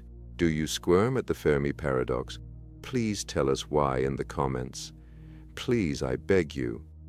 According to legend, in 1950, several prominent physicists involved in the Manhattan Project were walking in Los Angeles en route to lunch at the Fuller Lodge. During their conversation, the subject of alien civilizations emerged, particularly in light of recent UFO sightings. Enrico Fermi, 1901-1954, known for his exceptional problem-solving skills, posed a seemingly simple question: where is everyone? Researchers have since recognized this question as one of the most profound inquiries regarding life in our galaxy. The Fermi Paradox highlights the contradiction between the calculated probability of extraterrestrial life and the absence of evidence supporting its existence. Enrico Fermi, an Italian-born scientist, quickly became well known in the emerging field of nuclear physics. His groundbreaking work in what is now known as the weak interaction earned him a 1938 Nobel Prize. However, the laws introduced by Italy's fascist government threatened Fermi's Jewish wife, leading to a less than happy year. As a result, he fled with the vast majority of scientists from Hitler's Europe and ended up attending the University of Chicago. In 1942, he ran the first nuclear reactor under the stands of the former football stadium, now a library. As previously mentioned, he became a key figure in the Manhattan Project and was a consultant to the Atomic Energy Commission, following World War II. Since his tragic death, several significant facilities have been named in his honor, including the Fermi National Accelerator Laboratory, the Fermi Gamma Ray Space Telescope, multiple reactors, and the artificial element number 100, fermium. His element lies between Mendelevium and Einsteinium, which suggests his standing in the scientific community. What is the significance of his informal inquiry regarding extraterrestrial life? For clarity, we can employ our antiquated method of compressing the universe's existence into a single year. This hypothesis posits that anatomically modern humans emerged just before midnight on New Year's Eve. The Sun and solar system coalesced in late summer, with Labor Day serving as a practical approximation, and all of recorded history transpired while the ball descended in Times Square, culminating in the advent of modern science during the final second of that descent. If they exist, it is improbable that other technological civilizations have created science after our own. We allotted them a year to uncover the laws of nature. To grasp the significance of this statement, let us explore a possible future for humanity. In the 1970s, physicist Gerard O'Neill, 1927-1992, conducted a seminar at Princeton University exploring the intriguing question: is a planet's surface the optimal site for a technological civilization? Following deliberation, the class concluded, no. They subsequently conceptualized what is now known as an O'Neill colony. Imagine a hollow torus with a 1-mile diameter rotating slowly in space. In O'Neill's concept, centrifugal force supplants gravity, allowing inhabitants to reside within the torus. Humanity's exodus from Earth would involve harnessing nuclear or solar energy to operate a self-sustaining system, potentially supplemented by additional toruses for agricultural purposes. Even if it's beyond our current capabilities, the construction of such a structure is nearly feasible with existing technology. Regardless, we should expect that any extraterrestrial civilization with technological parity to ours could similarly create a facility resembling an O'Neill colony. Let us consider the potential dynamics of an O'Neill colony. We expect that inhabitants of such colonies will ultimately leave Earth and migrate to the asteroid belt, which represents valuable real estate in the solar system and is abundant in resources and solar energy. The subsequent action bears considerable implications for the Fermi Paradox. Will it be significant for the forthcoming generation of O'Neills if their colony is en route to another star system rather than the asteroid belt after several generations in a structure resembling an O'Neill colony? It's possible that future space colonists will follow in the footsteps of their ancestors and venture into the unknown. However, this would mean moving to other solar systems as the best places in our own system become less available. Essentially, they should transform their colonies into interstellar vessels. How formidable would this endeavor be? Initially, let us posit two exceedingly conservative assumptions. One, the absence of a warp drive capable of exceeding the speed of light, and two, the lack of significant technological progress in the forthcoming centuries. Given the vast distances between stars, travel would require a century or more, allowing multiple generations to inhabit the starship before your grandchildren. Proposed designs for this voyage include a vessel that harnesses rarefied interstellar hydrogen to power its propulsion systems. The notion of a multi-generational starship is already prevalent in science fiction. We will revisit the colonization debate in the epilogue and examine the potential implications of rogue planets in this scenario. This futurology exercise posits that civilization will require considerable time to colonize other star systems upon attaining our level of sophistication. It is plausible to envision that extraterrestrial beings could achieve similar feats. The notion that this transpires over a relatively brief interval, a few hundred years, is pivotal to our discourse. Utilizing our galactic year analogy, this equates to merely a second. Once the ball descends in Times Square, Earth could find itself at the nucleus of an expanding wave of human colonization, leaving no opportunity for Happy New Year salutations. What is the duration required for the entire galaxy to assimilate that wave?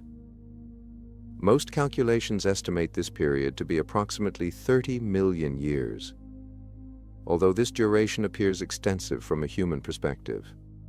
It constitutes merely one day in the galactic year.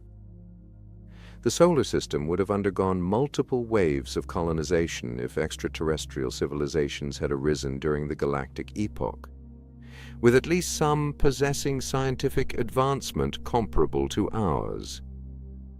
An optimistic interpretation of the Drake equation suggests that over 12 waves traverse the galaxy. Where is the person currently located? This is a modern interpretation of the topic Fermi raised over 50 years ago, which remains relevant and requires our response. He contends that, in contrast to SETI's endeavors, we should investigate extraterrestrials on Earth. No evidence suggests that extraterrestrials have ever visited Earth, even when disregarding the implausibility of UFOs and extinct astronauts. Who are all the individuals, and what is their location? What precipitated the Great Silence? William Ockham was an English scholar renowned for a singular, cliched phrase in an otherwise extensive theological work, as previously noted in the text.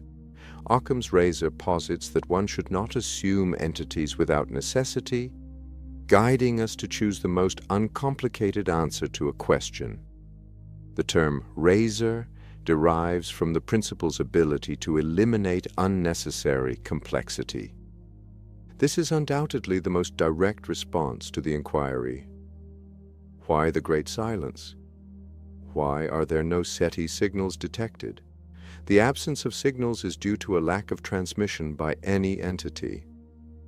Before attributing any significance to William of Ockham, let us briefly examine some different theories. We can categorize the explanations into three distinct groups. They show no interest in us, yet they continue to be present. They are indeed present, even though they are ensuring our safety. 3. They exist. If we do not alter our behaviors, we will obtain them. A species of extraterrestrials residing within a Dyson sphere, satisfied with the energy from their star and completely indifferent to others, would belong to the first group. The epilogue also presents the prospect of extraterrestrials on a rogue planet who cannot understand that a planet near a star could be habitable. The Star Trek television series shows the second item on the list, whereby space travelers adhere to the Prime Directive, prohibiting interference with the evolution of other life forms. The concluding category is depicted in the renowned 1950s film The Day the Earth Stood Still, wherein an extraterrestrial visitor threatens to annihilate Earth unless humanity curtails its utilization of atomic weaponry. All of these schemes possess two commonalities. The evidence does not substantiate these theories, and they all lack credibility in a galaxy containing thousands of advanced civilizations. Although improbable, some individuals may withdraw within Dyson spheres or evade stars. For the subsequent explanations, we can present arguments in a like manner. Next, we will drop this topic and return to Occam's razor. One method to address the conundrum of the Great Silence is to see each variable in the Drake equation as a conduit or valve, leading to a sophisticated technological civilization. If any of those variables had a much lower number value than we thought it would mean that our estimate of the number of aliens in the universe would be much lower. That phrase acts as a barrier, obstructing the proposed systematic advancement of the equation. Economist Robin Hanson from George Mason University posits that within the progression of events delineated by the Drake equation, a great filter may exist that hinders the evolution of civilizations attempting to contact us. We have previously examined numerous prospective great filters. However, let us reevaluate the components of the Drake equation to ascertain their possible placements. The initial two terms of the equation about the formation of stars and planets are robust.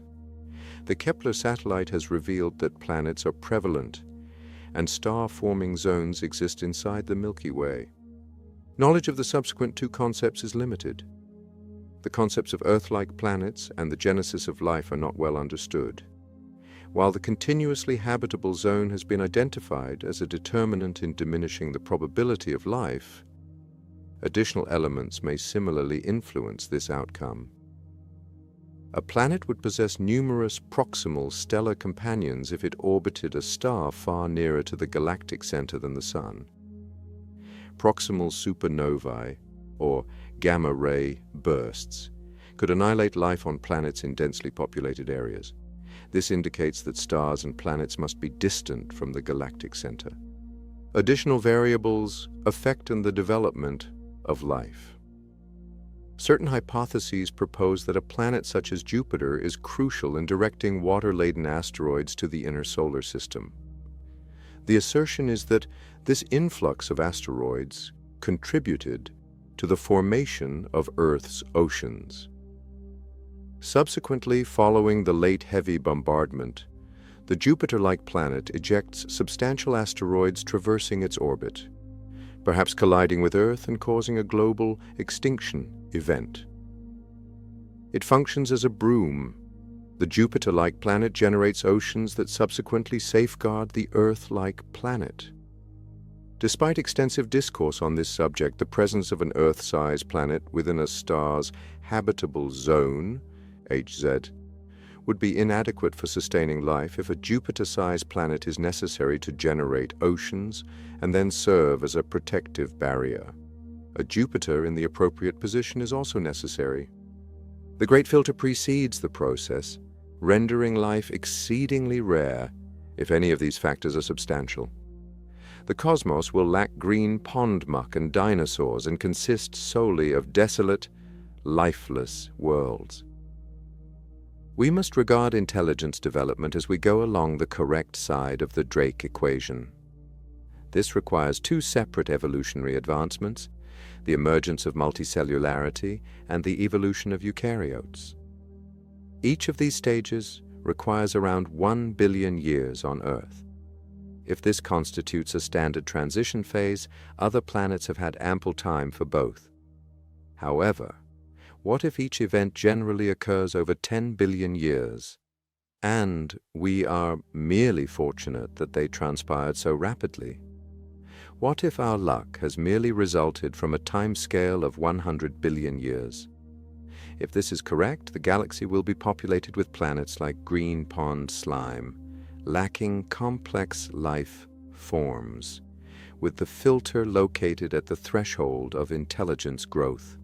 What is the progression of a technology-based civilization? Once again, numerous uncertainties exist.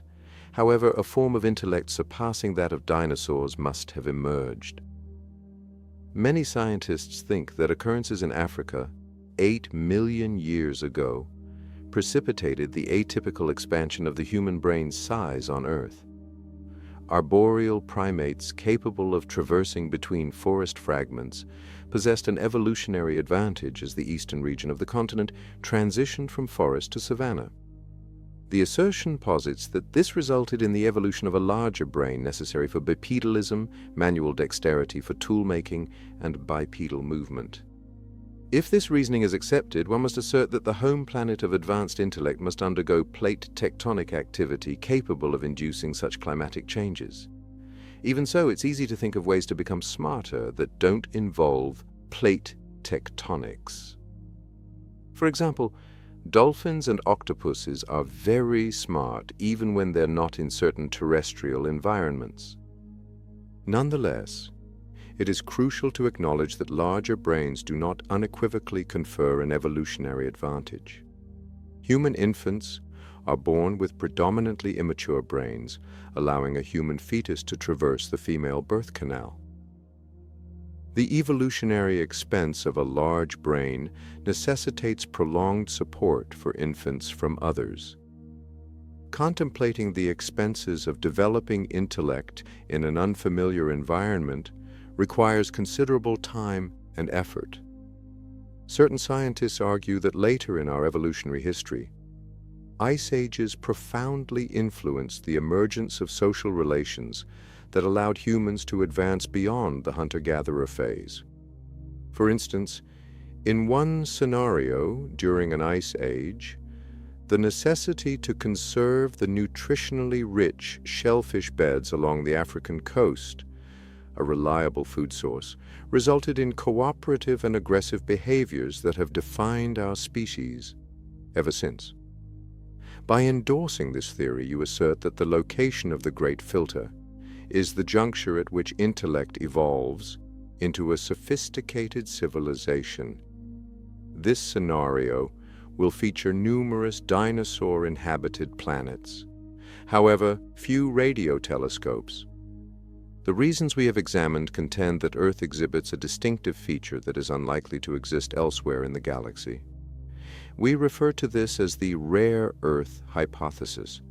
The book Rare Earth by astronomer Donald Brownlee and geologist Peter Ward offer the most comprehensive exposition of these issues. Ward and Brownlee assert that we have dutifully followed the Copernican principle, which posits that Earth is not exceptional while overlooking the numerous characteristics of our planet. The theory posits that humans may be the sole advanced civilization in the galaxy if Earth's unique attributes are essential for its development. For instance, Earth might be the only planet in the galaxy if there is an Earth-sized planet at the center of the galaxy, a star at a certain distance from the center, a Jupiter-like planet further out, plate tectonics, the right axial tilt to cause ice ages, and a large moon to stabilize the planet's rotational axis and create tidal pools, Darwin's warm little pond. Consequently, the resolution to the rare Earth Fermi dilemma is straightforward. The absence of presence is due to the lack of existence. Indeed, we are alone. People who believe in the rare Earth hypothesis say that just saying something is true is not enough evidence, and that any event chosen for discussion is very unlikely. Reflect on the improbable occurrences that have led you to this moment while reading these lines. You needed to familiarize yourself with your parents, enroll in a specific school, cultivate reading habits, develop an interest in science, etc. However, stressing this improbability is pointless, since if you weren't reading this book, you'd be involved in an equally implausible activity. Infinite varieties of implausible intellect may have emerged throughout the galaxy due to odd sequences of circumstances.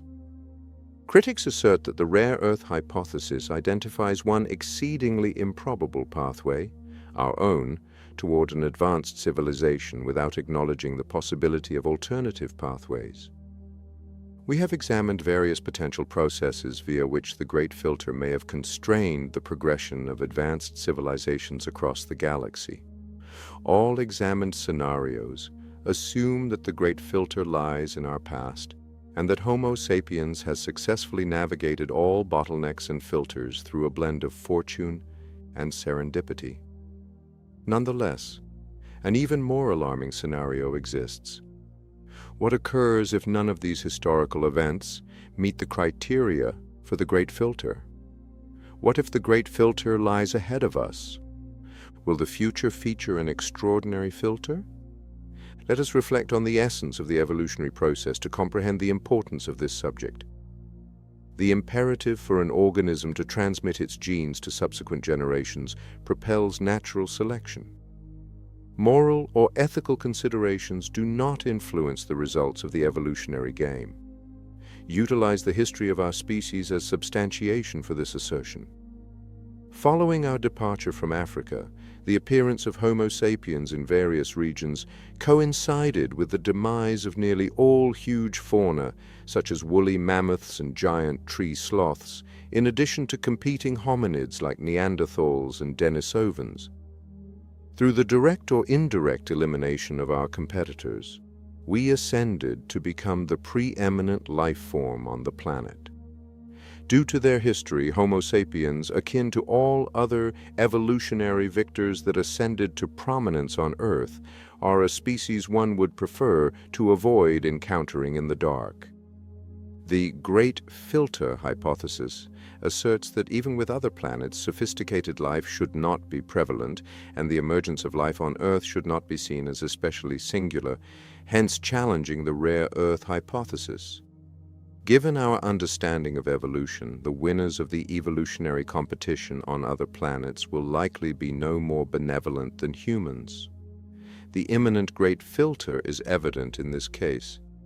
A belligerent, militaristic species will likely exploit scientific advancements upon discovery, ultimately leading to its own extinction. This argument paints a troubling picture of the galaxy's history. Due to the principles of natural selection, educated and technologically adept cultures have consistently emerged. However, they have also rapidly disappeared because of their inherent darker tendencies. In other words, they all extinguished themselves long before we commenced our attentiveness, leaving no survivors. Notably, some prominent scientists have criticized active SETI because of their gloomy perspective on the correlation between evolution and intelligence. We ought to emit concentrated radio beams toward stars that harbor intelligent life within their planetary systems rather than simply surveying the sky for signals. The rationale for this objection is evident. If we alert extraterrestrials, we must presume they are less advanced than ourselves.